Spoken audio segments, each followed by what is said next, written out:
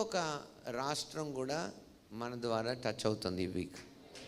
దేవుని స్తోత్రం కలుగును గాక. హల్లెలూయా. yes, you can clap and celebrate. భారతదేశం అంతటిలో మనం ఇలా చేయబోతున్నాం. సో మన ప్రార్థనలకి, మీరు ప్రార్థనలకి జవాబులు వస్తున్నాయి. మనం అన్ని ప్రవచించిన వాటికి ఫుల్ఫిల్మెంట్ అవుతున్నాయి.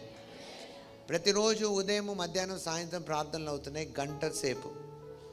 మార్నింగ్ 6 to 7, మధ్యాహ్నం 12 to 1, సాయంత్రం 6 to 7. సంఘంలో ప్రతి ఒక్కరికి నా విజ్ఞప్తి, మీ దగ్గర స్మార్ట్ ఫోన్ ఉన్నా, స్మార్ట్ డివైస్ ఏది ఉన్నా సరే మిస్ అవ్వకుండా ప్రేయర్లో జాయిన్ అవ్వండి.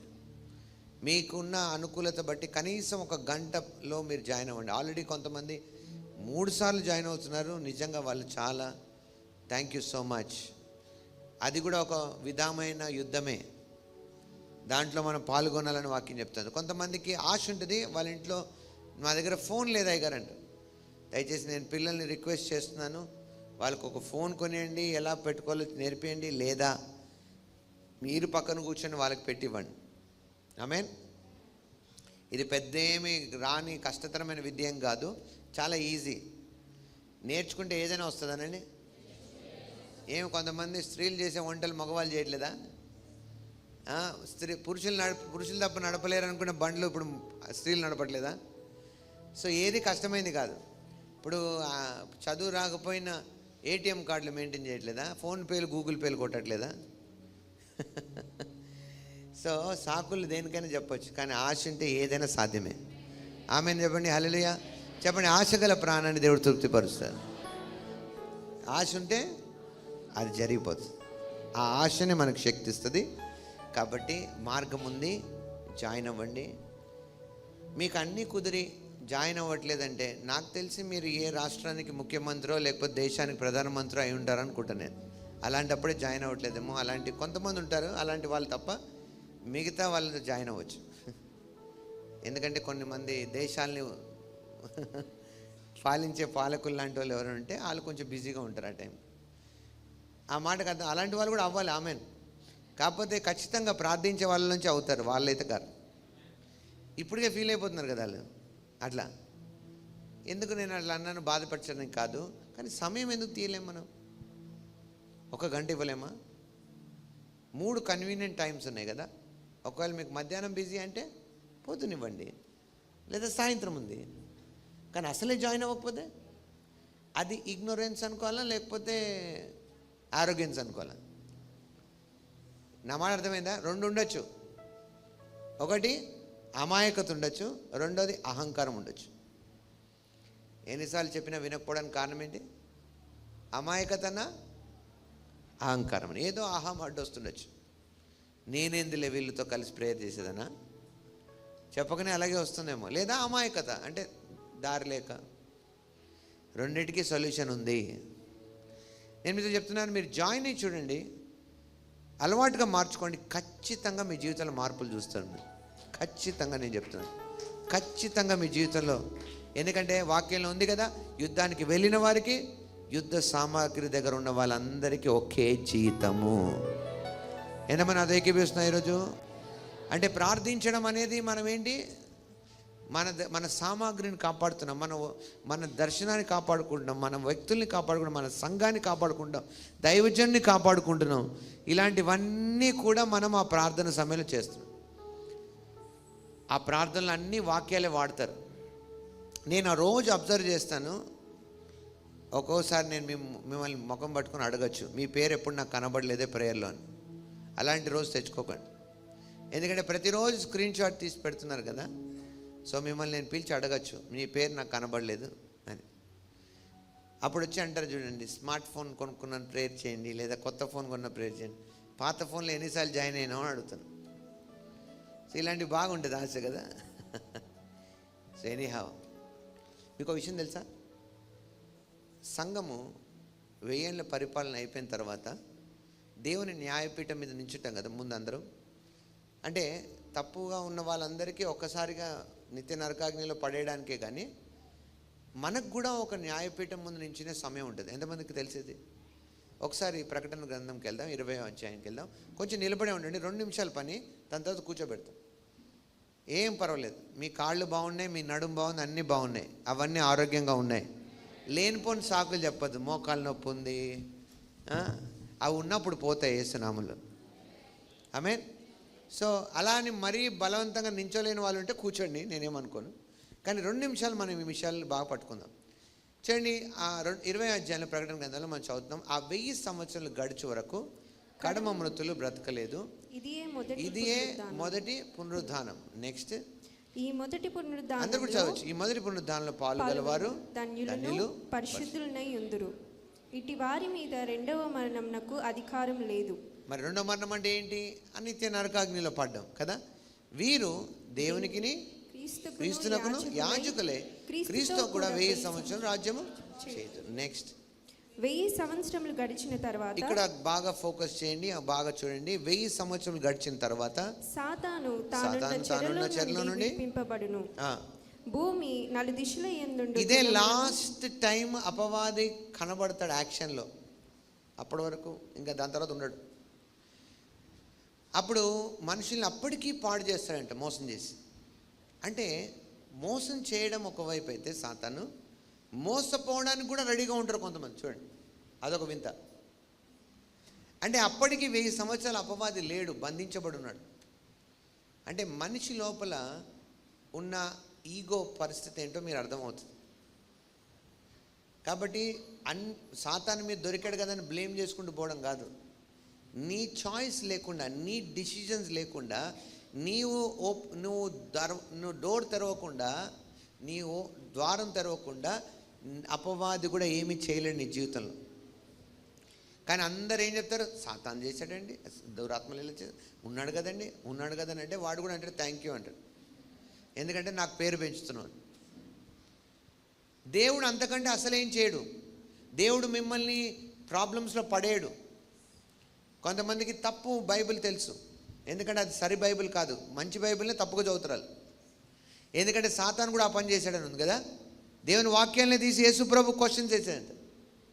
కొంతమంది అంటారు అట్లెట్లా అండి, యోబు విషయంలో ఉంది కదండి, యోబుని దేవుడే కదండి పెట్టింది బాధల్లో. ఎవరు చెప్పారండి మీకు? ఏ బైబిల్ చదువుతున్నారు మీరు?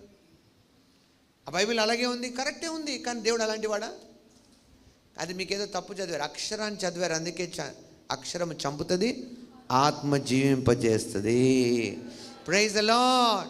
మీరే కనుక 6 నెలల కనీసం, ఇక్కడ 6 నెలల్లో కనీసం 3 నెలల్లో ఇదే మెసేజ్ ఫాలో అయ్యి ఉంటే మీ మనసులు మారిపోయి ఉండేవి, మీ జీవితాలు మారిపోయి ఉండేవి, మీ ఆరోగ్యం మీకు తిరిగి వచ్చేసి ఉండేది, మీరు సంపూర్ణ బలంతో గొప్ప స్థితిలో ఉండేవాళ్ళు. కొన్నిసార్లు ఏం చేస్తాం, ఇది వింటూ ఇంకా 2-3 వింటుంటాం పక్కన. అందుకే మొత్తం మిక్చర్ అయిపోతుంది, ఏది పనిచేయదు. కానీ ఒక 3 నెలలు కనుక నేను చెప్పిన మెసేజ్ మాత్రమే వింటే, అదొక ఎక్సర్సైజ్ పెట్టుకుంటే, ఆ తర్వాత మీకు ఇంకో మెసేజ్ వినబుద్ధి కాదు. ఎందుకు నేను గొప్ప అని చెప్పట్లేదు, ఇలాంటి మెసేజ్ తప్ప ఇంకేది వినబుద్ధి కాదు. పోనీ అలా చెప్తుంది. కారణం ఏంటి? ఏదైతే నిన్ను ఫ్రీ చేస్తుందో అది నువ్వు ఫ్రీ అయిన తర్వాత మళ్ళీ బంధించబడడానికి ఇష్టపడవు. కొన్నిసార్లు సాకులకు అలవాటు పడ్డారు జనాలు. బాగా ఒప్పిపోయినా పర్లేదు కానీ సాకులు చెప్పుకుంటూ ఉంటారు. 38 సంవత్సరాలుగా పడున్న వ్యక్తి యేసుప్రభు అడుగుతున్నాడు, నీకు స్వస్థపడాలని ఉందా? అతను ఏమంటాడు తెలుసా? ఇన్నాళ్ళు నేను బాగాలేకపోవడానికి కారణం వీళ్ళే అంటున్నాడు. అంటే అతనికి బాగుపడాలని కోరిక పక్కకు పెడితే ఇతరుల మీద నింద చెప్పడానికి ఎక్కువ ఆశ ఉంది. కంప్లైంట్స్ ఉన్నాయి, నాకంటే ముందు ఎవరో ఒకరు పోయి పడుతున్నారు, అందుకే నా ఇలాగ అయిపోయాను. నేను మీరు అడుగుతున్నాను, కనీసం నన్ను బాగు చేయకపోయినా అయ్యా నువ్వు కొంతసేపు ఇక్కడే ఉండి నన్ను ముందు దాంట్లో వడే అనొచ్చు కదా. అట్లాంటి మాటలేం పోనీ ఇంత నీకు ఆశ నా దగ్గరకు వచ్చావు కదయ్యా, నాకు బాగుపడాలని ఎందుకు ఉండదు, ఇలా ఎందుకు ఉండాలని ఉంటుంది? పోనీ నాకు సహాయం చేయడానికి వచ్చాయేమో, కొంచెం నాకు పుణ్యం చేసుకో, నువ్వు ఇక్కడే ఉండి కొంతసేపు ఆగి నన్ను ఆ నీళ్ళలో పడేసి బాగు చేసి వెళ్ళిపో. ఎందుకంటే ఆ నీళ్ళలో అందరూ బాగోవడం నేను చూశాను. నేను అలా పడాలనుకున్న ప్రతిసారి ఎవరో ఒకరు నాకంటే ముందు పడుతున్నాడు. కాబట్టి నువ్వు కొంచెం సేపు నాకు కోసం ఆగి నన్ను అక్కడ పడేయనని అనాల్సింది.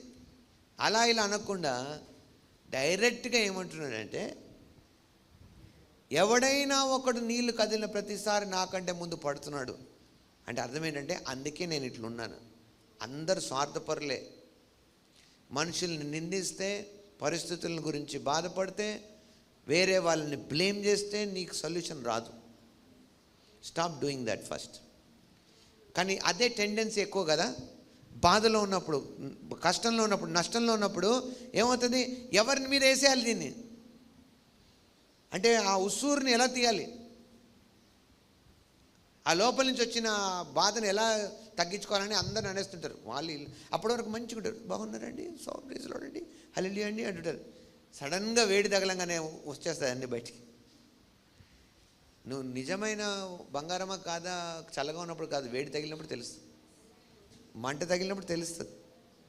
అందరు బాగానే ఉంటారు, కొంచెం వ్యతిరేకత రాగానే అప్పుడు నీలోంచి అసలైన బయటకు వస్తుంది. అప్పుడు కూడా నిలబడగలిగితే హల్లెలూయా, ప్రైజ్ ది లార్డ్. అది అసలైంది, డ్రామా కాదు అది. నోటికి వచ్చిందల్లా వాగకూడదు. అప్పుడు నోటి వల్లే విస్తారమైన బాధ నీ దేహానికి వస్తుందని వాక్యంలో ఉంది. పొరపాటు చేత అది జరిగిందని నువ్వు అనలేవంట. ఆమేన్. సో అవన్నీ మనం మాట్లాడదాం ఇంకా ముందు. కానీ ఇక్కడ చూడండి వాక్యంలో ఏముందంటే, భూమి నలుదిశలందు జనములను లెక్కకు సముద్రపు ఇసుక వలె ఉన్న గోగు మాగోగు అను వారిని మోసపరిచి. అంటే మోసపరిచి సాతాను పని ఏంటి? మొదటి నుంచి నువ్వు మోసపడడానికి సిద్ధంగా ఉంటే మోసపరుస్తాడు. వాళ్ళు సిద్ధంగా ఉన్నారు కదా. 1000 సంవత్సరాలు ప్రభు యొక్క పాలన చూసి కూడా మోసపోవడానికి సిద్ధంగా ఉన్నారంటే అంటే ఎందుకు ఉండొచ్చు? ఎందుకంటే 1000 పరిపాలనలో 2 ఉంటాయి. ఒకటి మహిమ శరీరాలతో ఉన్న మనం ఉంటాము, శేషం కూడా ఉంటారు వాళ్ళ సొంత అంటే శరీరకంగా ఉన్నవాళ్ళు. సో ఎక్కడో లోపల బాధ ఉంటుంది కదా, వాళ్ళ గొప్ప ఏంటి మా తక్కువ ఏంటి, వాళ్ళ గొప్ప ఏంటి మా తక్కువ ఏంటి, బయటపడరు కొంత తొందరగా, ఎందుకంటే అవకాశాలు లేవు కాబట్టి. ఎప్పుడో కొంతమందికి ఉంటుంది లోపల, కానీ ఏమనరు, తట్టుకొని ఉంటారు. కానీ ఎవరైనా ఒకరు అనేసరికి వీళ్ళు కూడా తోడవుతారు దానికి. ఏం నటించకండి, మీరు కూడా చేసి అప్పుడు ఏమంటారు, ఊరుకొని ఉంటారు. సపోజ్ ఒకసారి చర్చ్ టైం అయిపోయింది అనుకోండి, 2-3 అవుతుంది చర్చ్, మన సర్వీస్ అవ్వట్లేదు, ఎవరేమో ఎట్లా చూస్తుంటారు. ఇట్లా నేను మాత్రం పక్క నుంచి ఇంకెంత అంటే లోపల కూడా అంటే నేను ఇప్పుడు చేస్తానని చెప్పట్లేదు. అమ్మో ఈయన తెలివి చూడు, అయ్యయ్యో దేవా, ఇంతే ప్రాబ్లం కదా. లోపల ఉంటుంది, వాళ్ళకు కూడా లోపల ఉండింది, కానీ దాన్ని ట్రిగర్ చేసే వాళ్ళు ఎవరు లేరు. ఆ పని దేవుంది కాదు, దేవుని పని రెచ్చగొట్టడం కాదు. Amen. Praise the Lord, praise the Lord. అందుకే బైబిల్లో మీరు సంపూర్ణ భక్తియు మాన్యతయు కలిగి నెమ్మదిగాను సుఖముగాను జీవించిన నిమిత్తం మొదట మీరు ఏం చేయాలంట, మనుషులందరి కొరకు తిట్టుకుంటూ తిరగమన్నదా? మనుషులందరినీ తిట్టుకుంటూ తిరగమందా? ప్రార్థన చేయాలి. ఆమేన్. ఎంతమంది నాతో ఏకీపిస్తున్నారు? వీ హ్యావ్ టు ప్రే ప్రే ప్రే ప్రే ప్రే ప్రే ప్రే ప్రే. బాధ వచ్చిందా ప్రార్థన చేయి.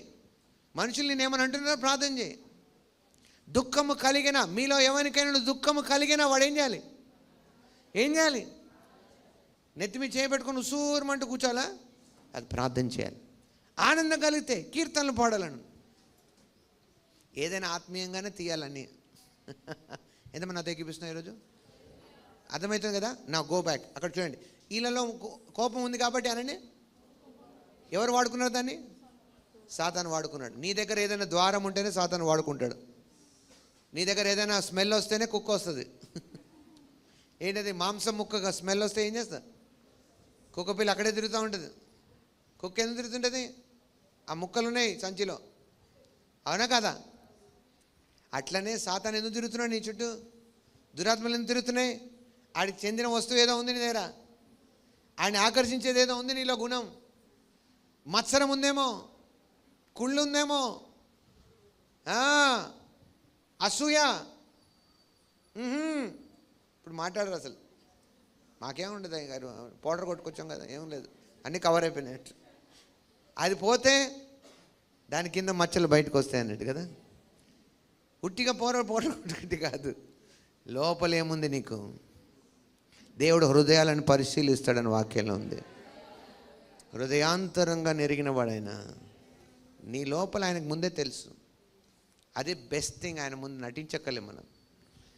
ఇంకో గుడ్ థింగ్ ఏంటో తెలుసా, అన్నీ తెలిసినా ఆయన నిన్ను ప్రేమిస్తున్నాడు. ఆయన ప్రేమకి ఏమైనా ఉందా అసలు కారణం? ఏమైనా చెల్లించగలమా అసలు ఏమైనా రుణం తీర్చగలమా? మన ఇన్ అండ్ అవుట్ తెలుసు ఆయనకి. అయినా నేను చూసినప్పుడు బిడ్డ అంటాడు. అది ఎంత ప్రేమ అది! నా మాట తెలుసు ఆయనకి, నా థాట్ తెలుసు, నా ప్రతిదీ తెలుసు. తెలిసినా కూడా ఆయన ఏం చేస్తున్నాడంట? ప్రేమతో పలకరిస్తున్నాడు. అవునా కాదా? ఎంతమంది నాతో ఉన్నారు? So please now look at this. అది అయిపోయింది. పోగు చేయుటకై వాడు బయలుదేరాడు. నెక్స్ట్, వారు భూమి అంతటా వ్యాపించి పరిశుద్ధుల శిబిరమును ప్రియమైన పట్టణమును ముట్టడి వేయగా, చూడండి, అంతవరకు వాళ్ళకి ఆశ్రయమైన దాన్ని వాళ్ళు ముట్టడి చేస్తున్నారంట. నెక్స్ట్, అగ్ని వచ్చి, అప్పుడు అంత టైం ఉండదు సహించేది ఇప్పటిలాగా. అగ్ని వెంటనే వచ్చి దహించేసిందంట వాళ్ళు. వారిని మోసపరిచిన అపవాది అగ్ని గంధకముల గుండములలో పడవేయబడెను. అచ్చట ఆ క్రూరముఖమును అబద్ధ ప్రవక్తయు ముందే వెళ్ళి ఉన్నారు అక్కడ. పడేశాడు. 7 ఏళ్ళ ముగింపులో పడేశాడు కదా. వారు యుగ యుగములు రాత్రింబగళ్ళు బాధింపబడుతురు. నెక్స్ట్, మరియు ధవళమైన మహా, ఇప్పుడు చూడండి, అబ్జర్వ్ దిస్. మరియు ధవళమైన మహాసింహాసనమును దాని యందు ఆసీనుడై ఉన్న ఒకనిని చూచితిని. భూమి ఆకాశములు ఆయన సముఖం నుండి పారిపోయి. చూడండి, ఇంట్రడక్షన్ బాగా చదవండి. ఇంట్రడక్షన్. కొంతమంది నేను ఇలాంటి వాళ్ళు విన్నాను. ఏంటండి ఇట్లా మాట్లాడతారేంటండి, ఇట్లా చేస్తారేంటండి, ప్రభు ఏమనుకుంటారు, ప్రభు ముందు ఉన్నామండి మనం అంటే, చెప్పుకుంటాలే ఆయన కూడా అంటారు. ఆయన కూడా చెప్పుకుంటా నేను. ఏం లేదు, నేను కూడా చెప్తా, ప్రభుకే చెప్తాను నేను. ఎవరికి? మేబీ నీకు రాంగ్ ఇంట్రొడక్షన్ ఉన్నట్టుంది ఆయన గురించి. Let me introduce to you who is again. ఆయన ఎలాంటి వాడో నేను మీకు చూపిస్తాను ఒకసారి. జాగ్రత్త నెక్స్ట్ టైం డీల్ చేసేటప్పుడు. కొన్నిసార్లు అంటారు, ఎవరు గురించి మాట తెలియక, ఇదిగో నేను చెప్పనా అంటే చెప్పుకో. పిల్లలు ఒక్కోసారి తప్పులు చేస్తే, డాడీ చెప్పనా అంటే చెప్పు, నాకేమో భయమా అంటారు. బాగానే డాడీ అనగానే చూద్దాంలే పలికితే అని. చెప్పునానా అంటే ఏం లేదు డాడీ, ఏం లేదు. అట్లా డాడీలు కాదు, వీళ్ళు కాదు, ఇప్పుడు చిన్న వ్యక్తి కాదు ఏమైనా బోల్త కొట్టడానికి. Look at his introduction. భూమి ఆకాశములు ఆయన సముఖము నుండి పారిపోయాను. హోల్ క్రియేషన్, యూనివర్స్ ఆయన నుంచి పారిపోయిందట. ఆయన పిక్చరైజ్ చేసుకోండి మీరు.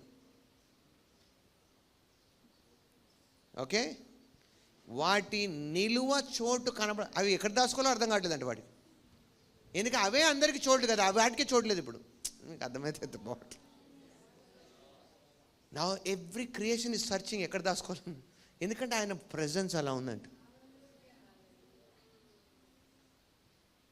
దట్ ఈస్ ఆయన ఇంట్రడక్షన్ ఎప్పుడో తెలుసా? When he sits like a righteous judge.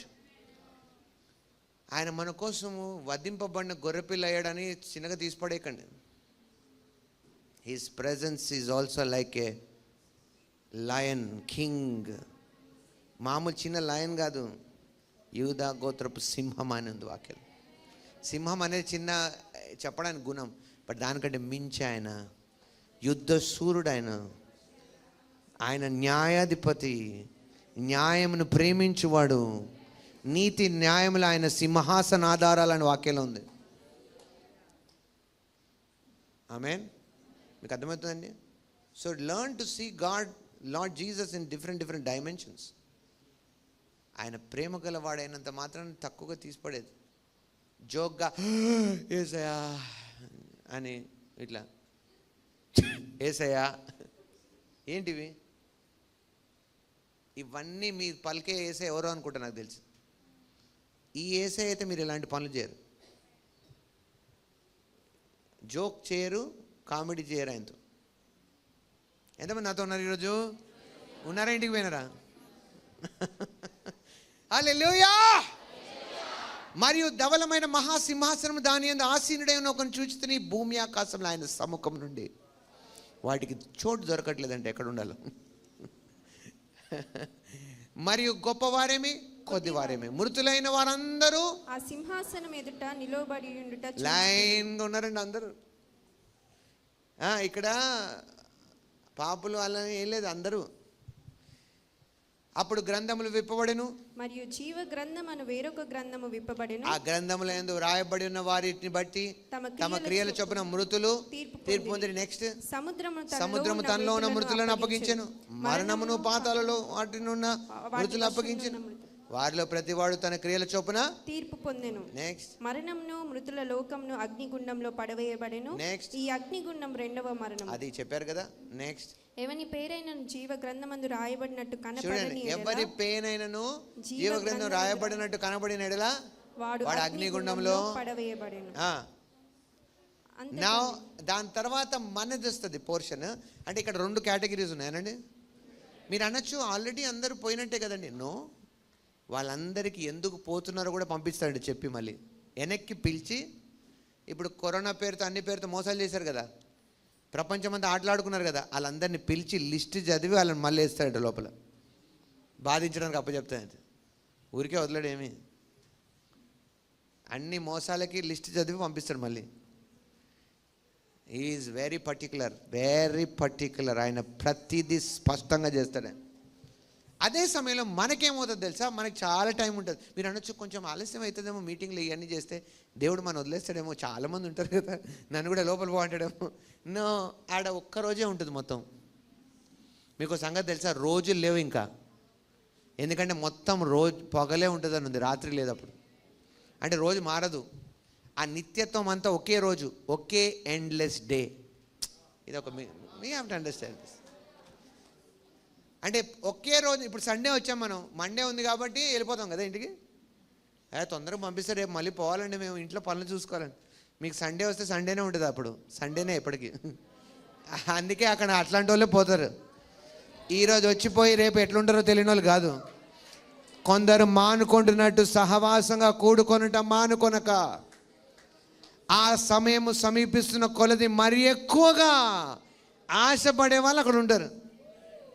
ఎందుకంటే బైబిల్లో ఉంది, అక్కడ అందరం దేవుని సేవిస్తాం, ప్రభువును సేవిస్తాం. అలాంటి వాళ్ళే ఉంటాం అక్కడ. సో బలహీనులు, పిరికి వాళ్ళు, అబద్ధికులు, మాటలు మార్చే వాళ్ళు వీళ్ళందరూ ఉండరు. సో ప్లీజ్, అక్కడ ఏముంది సరే, మిమ్మల్ని కూర్చోబెట్టే ముందు ఒక మాట మీకు చెప్పాలి కాబట్టి. స్క్రీన్స్ ఉంటాయి పెద్దవి, ఇలాంటివి కాదు, ఆత్మ స్క్రీన్స్ అనుకోండి, స్పిరిచువల్ స్క్రీన్. దానికి ఏం అవసరం లేదు, ప్రొజెక్టర్లు ఏం అవసరం లేదు, ఫుల్ క్లారిటీలో ఉంటుంది. ఇది ఇంకా ఎన్ని పిక్సెల్స్ నాకు తెలియదు, కానీ అక్కడ పిక్సెల్తో పని లేదు, పర్సనలైజ్డ్ వ్యూ ఉంటుంది అందరికీ. ఎవరైనా ఒకళ్ళు పిలిచారనుకోండి, వాళ్ళు వస్తారు, వాళ్ళు రాకముందు వాళ్ళ స్టోరీ అంతా అందరికీ తెలుసు.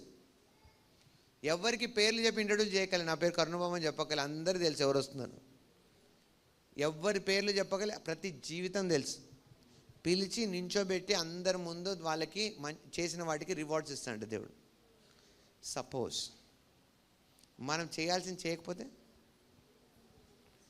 అది కూడా చెప్తాడంట, ఇది చేసి ఉంటే ఇది వచ్చేది, ఇది చేయలేదు కాబట్టి ఇది రాలేదని చెప్పి మళ్ళీ అలా కట్ అయ్యి కొన్నిసార్లు కొంతమందికి ఏం దొరకక ఉట్టిపోతారంట లోపలికి. ఎంత భయంకరం అది.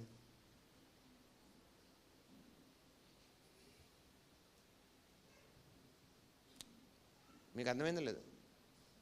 నేను చెప్పాను కదా, 3 నెలలు ఇక్కడ కరెక్ట్గా నువ్వు కూర్చొని నీ పర్పస్ నీకు అర్థమైపోతుంది, నువ్వు ఏం చేయాలో నీకు అర్థమైపోతుంది, అన్నీ అర్థమవుతాయి. అన్నీ అర్థమై కూడా కొంతమంది గమ్మున ఉంటారు, 38 సంవత్సరాలు పడినోళ్ళలాగా, ఎవరినో ఒకరిని బ్లేమ్ చేద్దామని. మా పాస్టర్ గారు ఎప్పుడు మాకు అవకాశం ఇలే, ఎవరు నన్ను పట్టించుకోలే, నన్ను పిలిస్తే నేను రానా?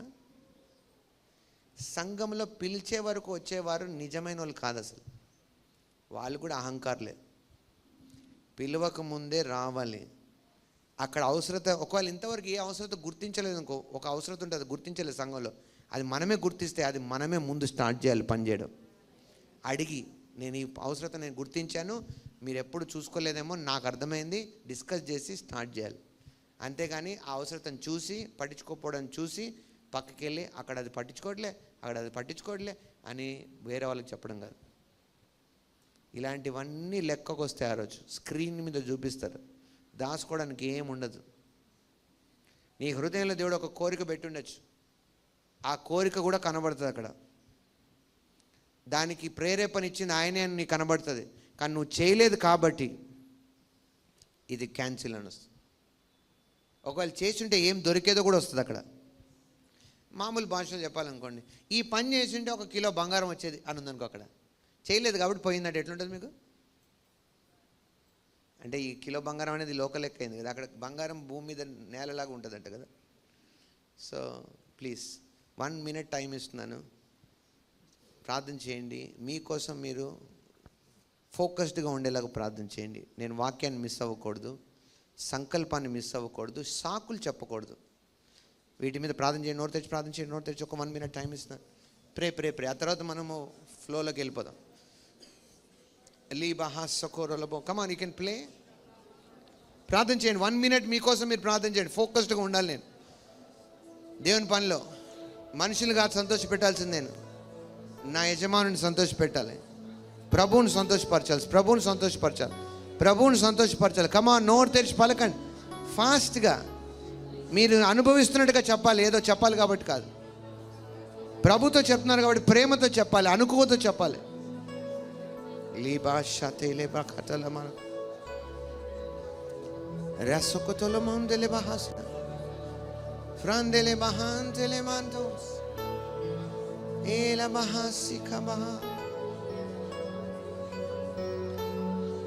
చెప్పారా?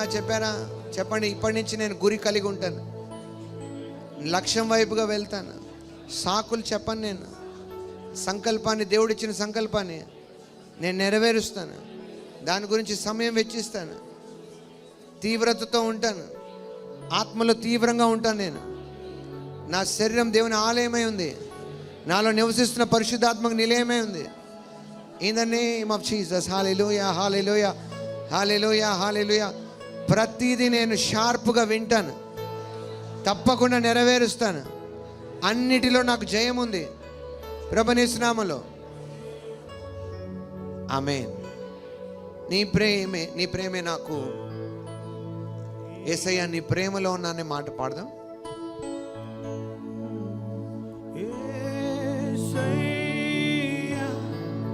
నీ ప్రేమలో ఉన్నా. ఇది పాట మాత్రమే కాదు, మన తీర్మానం. నీ ప్రేమలో ఉన్నా. యేసయ్యా నీ కొరకే జీవిస్తా. యేసయ్యా నీ కొరకే జీవిస్తా. నీ ప్రేమే నాకు చాలును. యేసయ్యా నీ వాక్యమే నాకు తృప్తినిచ్చును. యేసయ్యా నీ ప్రేమే నాకు చాలును. యేసయ్యా నీ వాక్యమే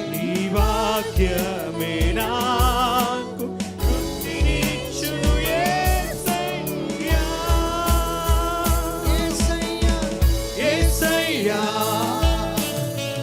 యేసయ్యా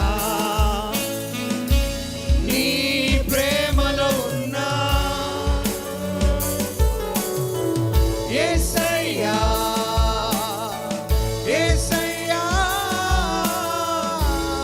నీకే స్తోత్రం.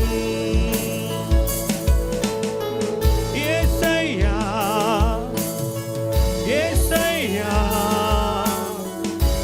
నీ ప్రేమలో ఉన్నా.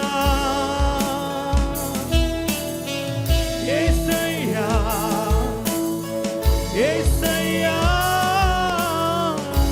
నీకే స్తోత్రం. నీ ప్రేమే నాకు చాలును. యేసయ్యా నీ వాక్యమే నాకు తృప్తినిచ్చును. యేసయ్యా ప్రేమే నాకు చాలును. యేసయ్యా నీ వాక్యమే నాకు తృప్తినిచ్చును. యేసయ్యా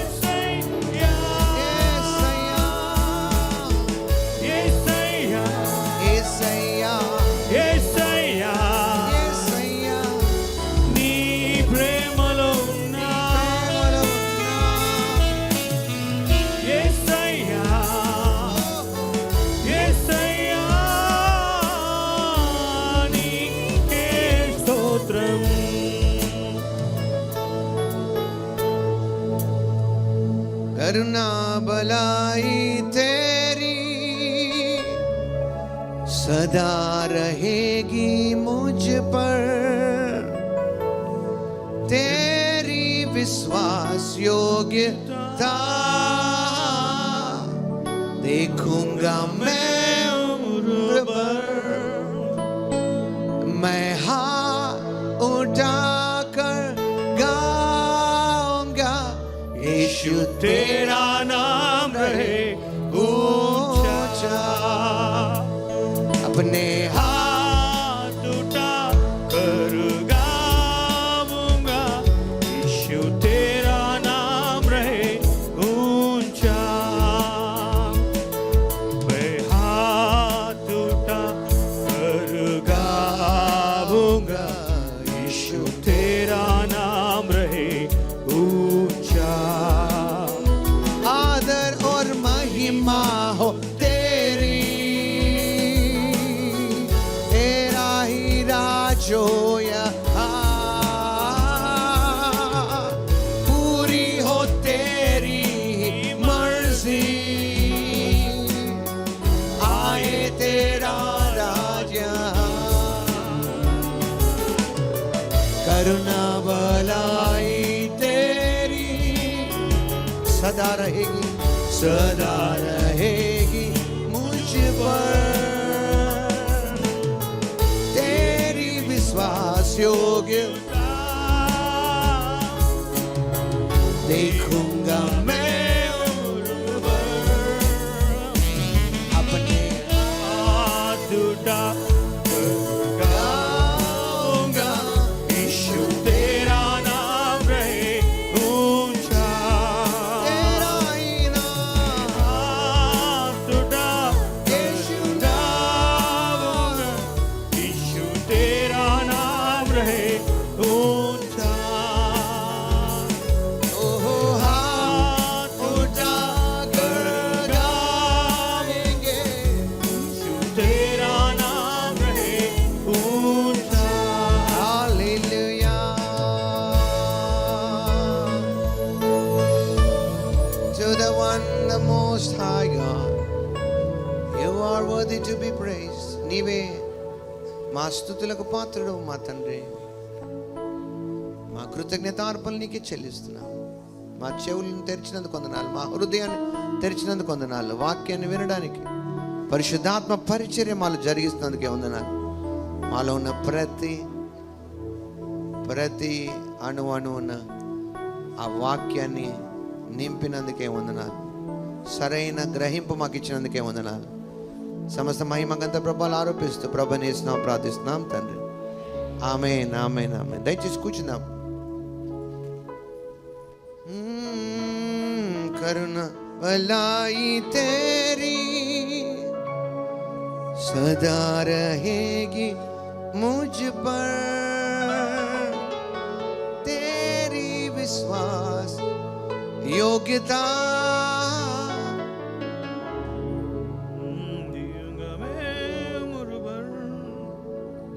నీ ప్రేమే నాకు చాలునో యేసయ్యా, నీ వాక్యమే నాకు. కొంతమంది కూర్చుంటే పాడరు. అయ్యో, గ్లోరీ టు గాడ్. చెప్పండి, నీ ప్రేమ నాకు చాలును.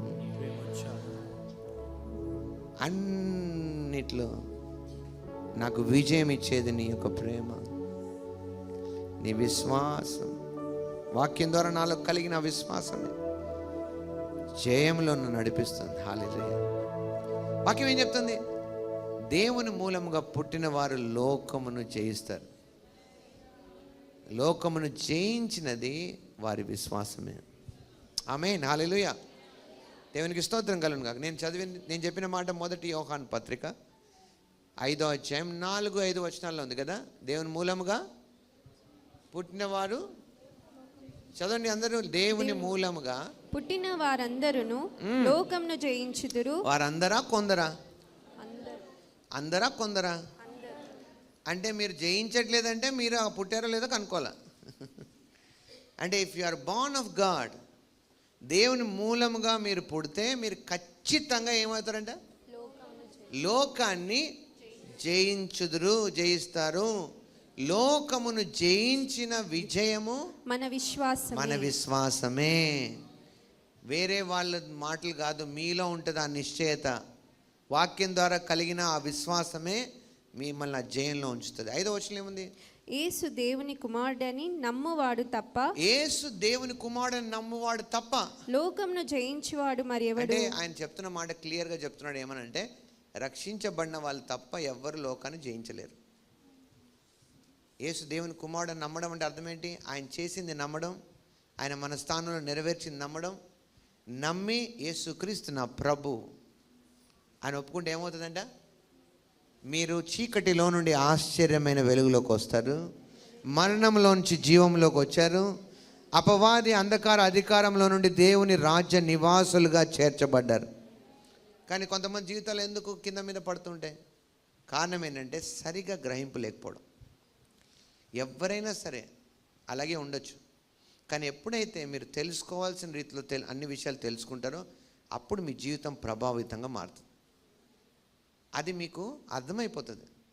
అప్పుడు మీరు ఎప్పుడైతే ఆ రిజల్ట్స్ చూస్తుంటారో అప్పుడు వేరే వాళ్ళ మాటలకు మీరు పడరు, లోకంలో ఉన్న కుట్రలకు పడరు. మీలో ఆ ఒక నిశ్చయత ఉండిపోతుంది. ఆమేన్. ఏదో నాతో ఉన్నారు ఈరోజు. Praise Lord. చాలామంది మీరు అనుకుంటాం మనం ఉన్న స్థితిలో సానుభూతి కోరుతాం. సానుభూతి వల్ల మీకు సమస్యలు తీరవు. మనుషుల సానుభూతిని కలెక్ట్ చేసుకుంటే మీ సమస్యలు తీరవు. అవునా కాదా? కానీ అదే కోరుతారు ఎందుకో మరి. కనీసం నన్ను పట్టించుకోలేదు, కనీసం నాతో ఒక మాట అనలేదు, నన్ను ఇలా అనలేదు, నన్ను అలా అనలేదు, నన్ను పలకరించలేదు, నన్ను పట్టించుకోలేదు. అసలు నేను అంటాను, అలా కోరుకొని ఇంకెక్కువ కురింగిపోతాను. ఇంకెక్కువ నువ్వు ఏమైపోతావు? ఉన్న బాధకి తోడు చేసుకుంటావు ఇంకాను. అదే వాక్యాన్ని ఆధారం చేసుకుంటే, వాక్యంలో ఉన్న విషయాల్ని మీ జీవితంలోకి తెచ్చుకుంటే ముందు ఆ సమస్య తీరుతుంది. సమస్య రాకుండా నువ్వే సొల్యూషన్గా మారుతావు. నువ్వే ఇతరులకు కూడా పరిష్కారంగా మారుతావు. దేవుని ఉద్దేశం అది. మీ జీవితాలు పరిస్థితులకు భిన్నంగా ఉండాలని దేవుడు కోరుతున్నాడు. దానికి కావాల్సిందల్లా వాక్యాన్ని మీద మిమ్మల్ని మీరు కట్టుకోవాలి. విని వెళ్ళిపోతే సరిపోదండి. పక్కన వాళ్ళతో చెప్పండి, విని వెళ్ళిపోతే సరిపోదంట. రాసుకుంటే కూడా సరిపోదు. అవి దాని ప్రకారంగా చేయాలి. నువ్వు విన్నది ఒకటి, రాసుకున్నది ఒకటి, నువ్వు ఇంట్లో మాట్లాడేది ఒకటి అయితే ఎట్లా? ఎవరైనా నీకు గుర్తు చేశారనుకో, అయ్యగారు ఏం చెప్తున్నాడు అంటే, నోర్మయ్య నీకే పెద్ద తెలుసు అంట అని వాళ్ళని గద్దించి, అబ్బా భలే వచ్చాడండి అయ్యగారికి శిష్యుడు, లేకపోతే అయ్యగారు అమ్మ అన్ని చర్చలో నడుస్తాయి, ఇంట్లో నడవు, ఇది జీవితం అమ్మా అని ఇలాంటివన్నీ చెప్తారు కదా కొంతమంది. ఎక్కడైనా జీవించేది అయితేనే క్రైస్తవ్యం, లేకపోతే అది మతం అవుతుంది. మతంలో జీవం లేదు. కానీ ఇది మతం కాదు, ఇది జీవితం. ఇది జీవించేది, ఇది దేవుని జీవంతో కలిగిన జీవితం. సో ఇంతకాలం మీకు మీ క్రైస్తవ్యం పనిచేయలేదంటే అర్థం మీరు మతంలో ఉన్నారు. Sorry to say that. అది 30 సంవత్సరాలైనా 40 సంవత్సరాలైనా 100 సంవత్సరాలైనా. కానీ ఒకవేళ ఒక్కరోజైనా మీరు సత్యంలో బతికితే ఆ సత్యం మిమ్మల్ని స్వతంత్రంగా చేస్తుంది వాక్యంలో. అప్పుడు అనిపిస్తుంది, సిగ్గు అనిపిస్తుంది, అబ్బా ఇంతకాలం నేను ఎందుకు అబ్బా ఇలాంటి తప్పుడు దాంట్లో ఉన్నాను. ఇది మాకు ముందే తెలిస్తే ఎంత బాగుండు. ఒకసారి నాకు ఒక చోట నేను ఇలాగే మాట్లాడుతుంటే ట్రైనింగ్ సెషన్లో ఉన్నాను. మాట్లాడి నేను వాక్యంలో ఉన్న ప్రతి సత్యాల్ని నేను వివరిస్తూ మాట్లాడుతూ వాళ్ళ ముందు పెడుతున్నప్పుడు వింటూ వింటూ వింటూ వింటూ వింటూ ఎండ్ ఆఫ్ ద డే ఆ సెషన్స్ అయిపోయిన తర్వాత ఒక పాస్టర్ గారు అన్నాడు, సార్ ఇన్నాళ్ళు మేము కట్టిన బిల్డింగ్లన్నీ కూలిపోయాయండి అన్నాడు. ఏంటండి అంటే, ఇన్నాళ్ళు నేను 25 సంవత్సరాల నుంచి పరిచర్లో ఉన్నానండి, I think if I'm right, అవన్నీ ఇప్పుడు పడిపోయి మేము కొత్త కట్టాలి ఇప్పుడు పోయి అంటున్నాడు. ఎందుకలా అంటున్నారంటే, ఇప్పుడు ఇది తెలిసింటే నాకు 25 సంవత్సరాల ముందే ఎంత బాగుండు. సో మనకి తెలిసి తెలియక పనిచేసి పనిచేయక ఉన్నవి ఎంతకాలం నుంచి తెలిసినవి కాదు. వాక్యంలో అందుకే ప్రభువారు అన్నాడు, మీరు దేవుని వాక్యాన్ని మీ పారంపర్యాచారాలను కలిపి శక్తి లేకుండా చేస్తున్నారు. వాస్తవానికి వాక్యానికి శక్తి ఉంది. ప్రతి లేఖనంలో దేవుని శక్తి ఉంది. అవునా కాదా? అవునా? ఒకసారి మీరు ఈ మాట ఇంకో చోట ప్రభువారు అన్నాడు, మత్తయి సువార్త 22వ అధ్యాయం 29వ వచనం చూడండి ప్లీజ్. ఓపెన్ చేసి చూడండి. కనీసం కొంతమంది బైబిల్ కూడా ఓపెన్ చేయలేరు, కానీ డివైజెస్ అన్న వాడండి, పర్లేదు. లేదా స్క్రీన్ అన్న చూడండి, చదవండి. అందుకు యేసు లేఖనములను గాని దేవుని శక్తిని గాని ఎరుగక మీరు పొరపడుచున్నారు. పొరపాట్లు ఎందుకు అవుతున్నాయి? ఎర్రర్స్ అనొచ్చు మనం దీన్ని. ఎర్రర్స్ జరగడానికి, ఒడిదుడుకులు రావడానికి కారణం ఏంటి? ఏ కష్టాలైనా వస్తున్నాయంటే, నష్టాలు వస్తున్నాయంటే దానికి కారణము అవి మన జీవితంలో భాగమైనందుకు కాదు. మీరు లేఖనములను కానీ దేవుని శక్తిని కానీ ఎరగట్లేదు కాబట్టే. అయితే లేఖనాలనైనా ఎరగట్లేదు, కొన్ని లేఖనం ఎరిగినా శక్తిగా ఎరగట్లేదు, అక్షరంగానే ఎరుగుతున్నారు. దాన్ని మీ జీవితంలో జీవింపజేయచ్చు అనే శక్తి మీరు గ్రహించట్లేదు. మోషే గారు కూడా ధర్మశాస్త్రాన్ని ఇచ్చినప్పుడు, ఆజ్ఞల్ని ఇచ్చినప్పుడు, అన్నీ ఇవ్వడం పూర్తయిన తర్వాత ఇజ్రాయేలుతో అన్నాడు కదా, ఇవన్నీ మీరు ఉట్టి ఆజ్ఞలుగా మాత్రమే చూడకండి, ఇవి మీ జీవితంగా తీసుకోండి, అప్పుడు వీటిని బట్టి మీరు జీవిస్తారు. ఆజ్ఞగానే తీసుకుంటే మీకు అది కష్టంగా మారుతుంది, ఉపయోగం ఉండదు. ధర్మశాస్త్రం తెచ్చింది, ఆజ్ఞలను తెచ్చింది మోషే గారే కదా, కానీ మిగతా వాళ్ళందరికీ అవి వింటుంటే భయం వేసింది, ఆయనకి దేవుని మీద ఆసక్తి పెరిగింది. అందుకే బైబిల్ రాస్తే ఆజ్ఞ దీపము అని. అంటే నువ్వు కరెక్ట్గా దాని వెనకాలన్న ఉద్దేశాన్ని తెలుసుకుంటే, దేవుడు ఫలానా చెప్పాడు, ఫలానా అన్నాడు, ఎందుకన్నాడు అనే దాన్ని నువ్వు గనక ధ్యానించి తెలుసుకుంటే ఆ ఉద్దేశాలు అర్థమవుతాయి. ఆ ఉద్దేశాలు నీ జీవితాన్ని మార్చేస్తాయి. ఆయన మహోన్నత్వం నీకు అర్థమవుతుంది. అది నీకు కూడా వ్యక్తిగతంగా క్యారెక్టర్గా తయారవుతుంది. ఆమేన్. అప్పుడు నువ్వు కూడా సరిచేయబడతావు. ఆమేన్. ఎంతమందికి అర్థమవుతుంది? అందుకే అలాంటివన్నీ ఇప్పుడు నీలో ఆయన పెట్టాడంట. ఆయన మహిమ నీకు ఇచ్చాడు.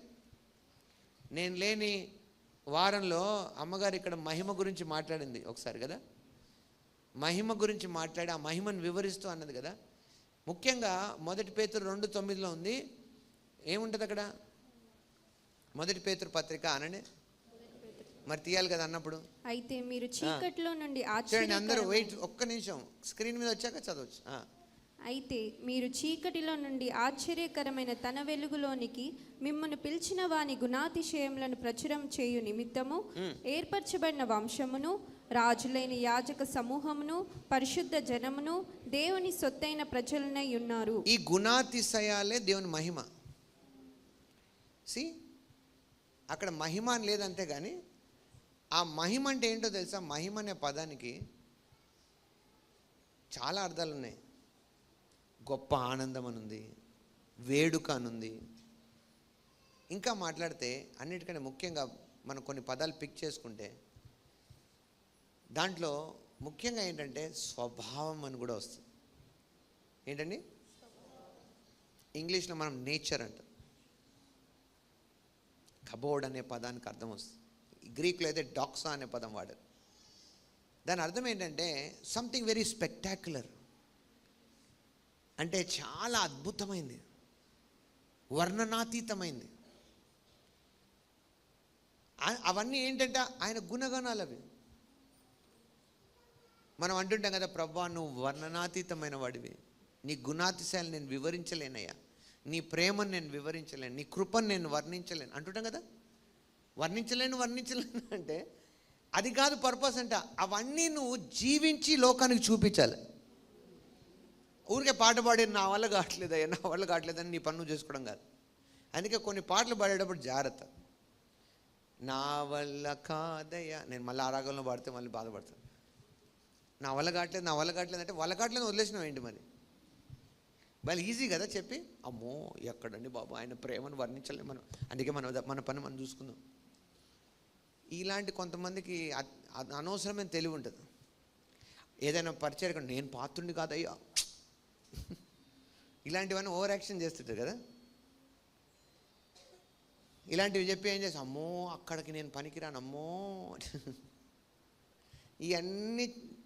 అన్నీ కూడా తెలివిన వాళ్ళు చేసే పని కాదు, ఆత్మీయంగా తెలివి తక్కువ వాళ్ళు చేసే పనులు ఇవి, భక్తిహీనుల క్రియలు.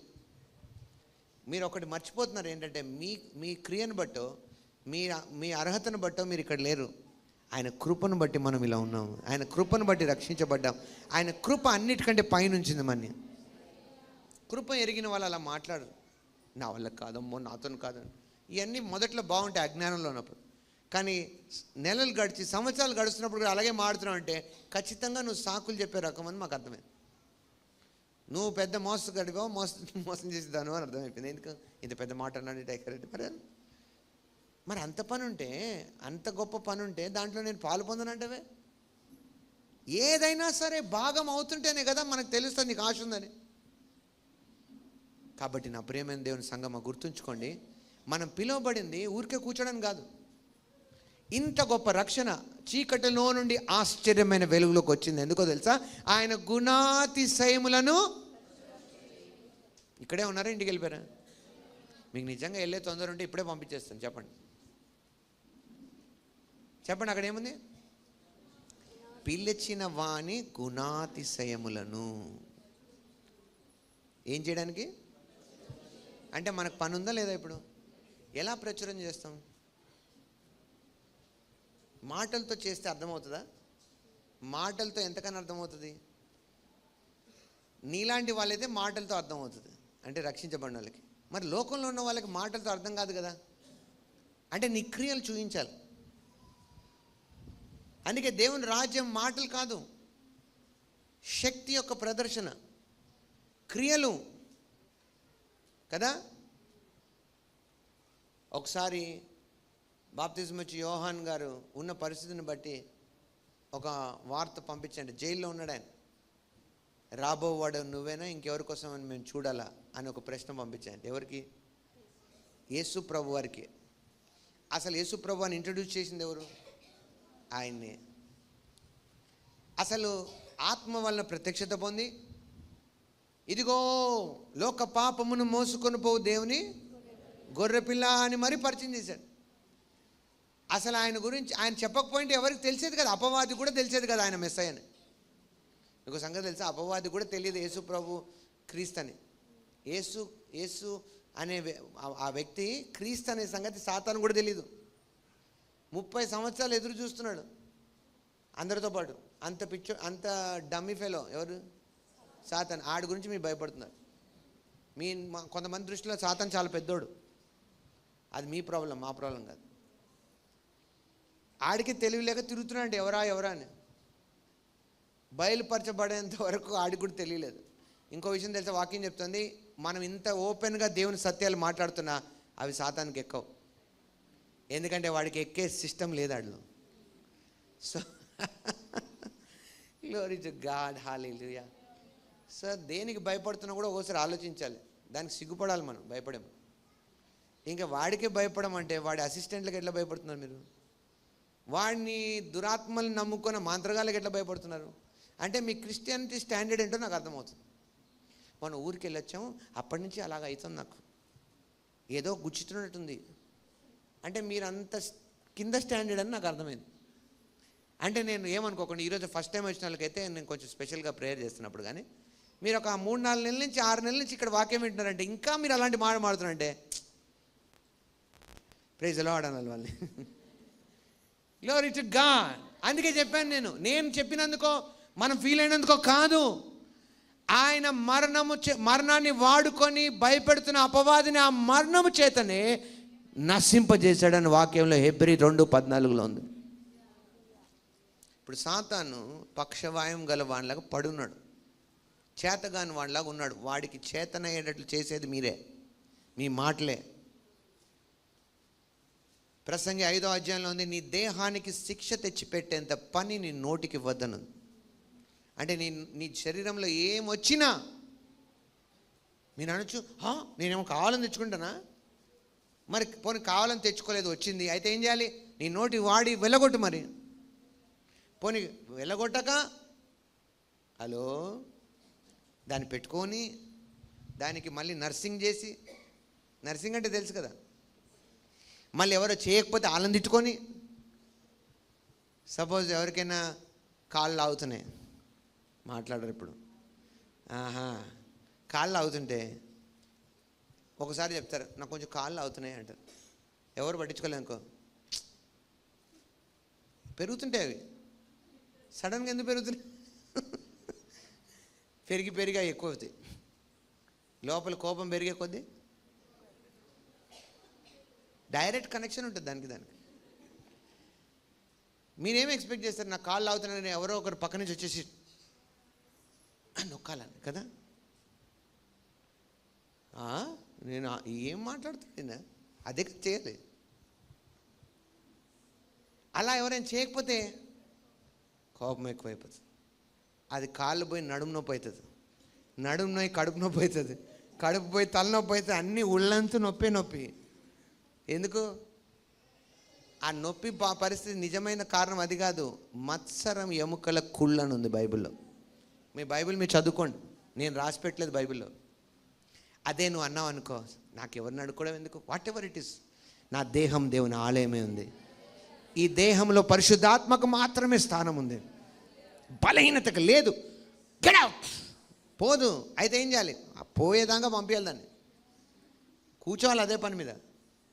మా శతకాల బారీక సొక్కతుల వాక్యాలు తీసుకున్నవన్నీ, గుర్తొచ్చినవన్నీ, దానికి సంబంధించి ఏమి గుర్తు అన్నీ వాడేసేయాలి దానికి.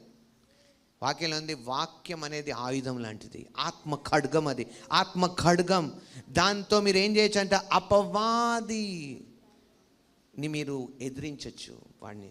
ఎఫెసీ 6వ అధ్యాయంలో ఉంటుంది కదా, విశ్వాసం ద్వారా వాటిని ఆర్పేయచ్చు, ఆత్మ ఖడ్గం ద్వారా స్ట్రైక్ చేయొచ్చు అండి. అది మీకు తెలియాలి కదా. వాక్యం పనిచేస్తుందంటారా పని చేయనంటారా? మీరు వాక్యం పనిచేయదు అనుకునే వాళ్ళు ఇక్కడ ఉండడం వేస్ట్. ఇంకా వేస్ట్ టైం చేయకండి మీరు అనవసరం. ఇంకొకళ్ళ టైం వేస్ట్ చేయకండి. ఎందుకో తెలుసా? ఇలా రెండో నమ్మకం తెచ్చి. అందుకే మిమ్మును బట్టే నా నామం అన్ని జనులు ఎదుట అవమాన పాలవుతాను. ఎవరి వల్ల? చర్చికి రాకుండా అలా కాదు, వాక్యం ఎరిగినట్టే ఎరిగి దాన్ని పాటించలేని వాళ్ళ వల్ల.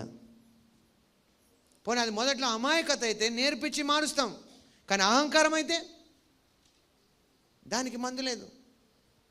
అహంకారం దేవుడు కూడా ఎదురిస్తాడని వాక్యంలో ఉంది.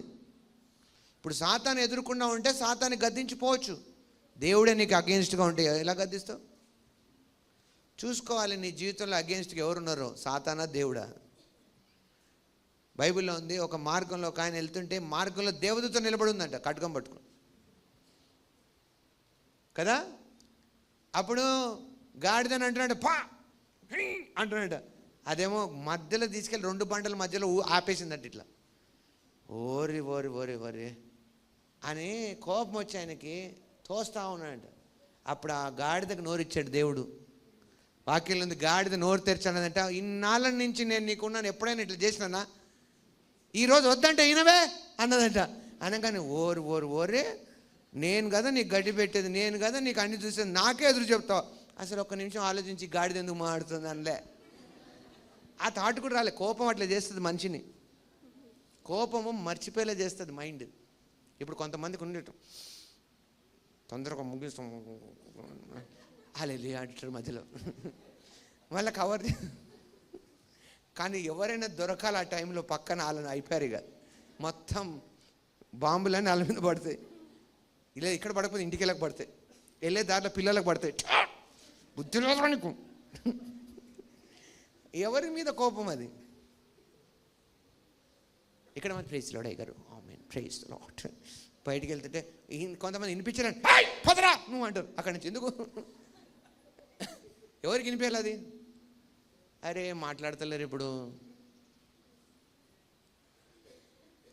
బైబిల్లో ఉంది ఒక మాట, నీవు సనుగుట నాకు వినబడింది అన్నాడు దేవుడు.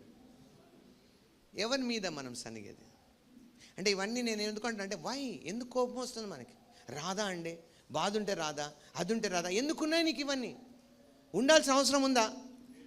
మనం అంటాం ఆయన సన్నిధిలో సంపూర్ణమైన ఆనందం ఉందంటాం, మరి ఇక్కడ ఉండడానికి ఎందుకు బాధ? అన్ని అబద్ధాలే కదా మాట్లాడినప్పుడు. ఇప్పుడు మాట్లాడరు ఎవరు, చూడండి గమ్మున ఉంటారు.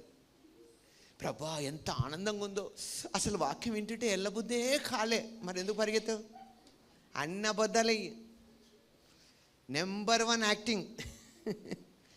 దేవుడికి వేషధారులు అంటే ఇష్టం లేదని. అట్లాంటివి చేయకండి. నిజంగా ఉంటే చూపియండి. అరే ఏమైందబ్బా బాబు. But don't do that. మాట ఒకటి, ప్రవర్తన ఒకటి ఉంటే అది ఆత్మీయత కాదు. ఒకసారి యాకోబు పత్రికకి వెళ్దాం, 3వ అధ్యాయం 1, 2, 3 వచనాలు తీస్తారా? స్క్రీన్ మీద చూసి ఫాలో అవుదాం. Let's go. నా సహోదరులారా, బోధకులమైన మనము ఆహా. మరి కఠినమైన తీర్పు పొందుదామని తెలుసుకొని మీలో అనేకులు బోధకులు కాకుండుడి. అందుకే అయ్యగారు మేము ఏం అవుతలేం బోధకులు అంటారా? మరి ఇంకో చోట బైబిల్లో ఉంది, ఒకసారి ఇక్కడ హోల్డ్ చేయండి, వేలు పెట్టి, బైబిల్ ఉంటే వేలు పెట్టి హెబ్రీయులకు రాసిన పత్రిక 5వ అధ్యాయము 12వ వచనంకి వెళ్దాం. అందుకే తొందరపడి అనేకూడదు వాక్యాన్ని పట్టుకొని. సాతాను చేస్తాడు ఆ పని, ఒక వాక్యాన్ని పట్టుకొని. కాలమును బట్టి చూస్తే మీరు బోధకులుగా ఉండవలసిన వారే ఉండగా. ఇదేంద్ర బాబు, ఇక్కడేమంటున్నాడు? బోధకులమైన కాలాన్ని బట్టి చూస్తే మీరేమవ్వాలంట? మీరు అంటే ఎవరు? బోధకులు అంటే అయ్యగారులకే చెప్తున్నాడా, అందరికీ చెప్తున్నాడా? సంఘానికి చెప్తున్నాడు ఈ మాట. కాలాన్ని బట్టి చూస్తే మీరేమై ఉండాలి ఇప్పటికల్లా? బోధకులు. కానీ దేవోక్తులలో మొదటి మూల పాఠంలో ఒకడు మీకు మరలా బోధింపవలసి వచ్చెను. మీరు పాలు త్రాగవలసిన వారే గాని బలమైన ఆహారము తినగలవారు కారు. 13వ వచనం. మరియు పాలు త్రాగు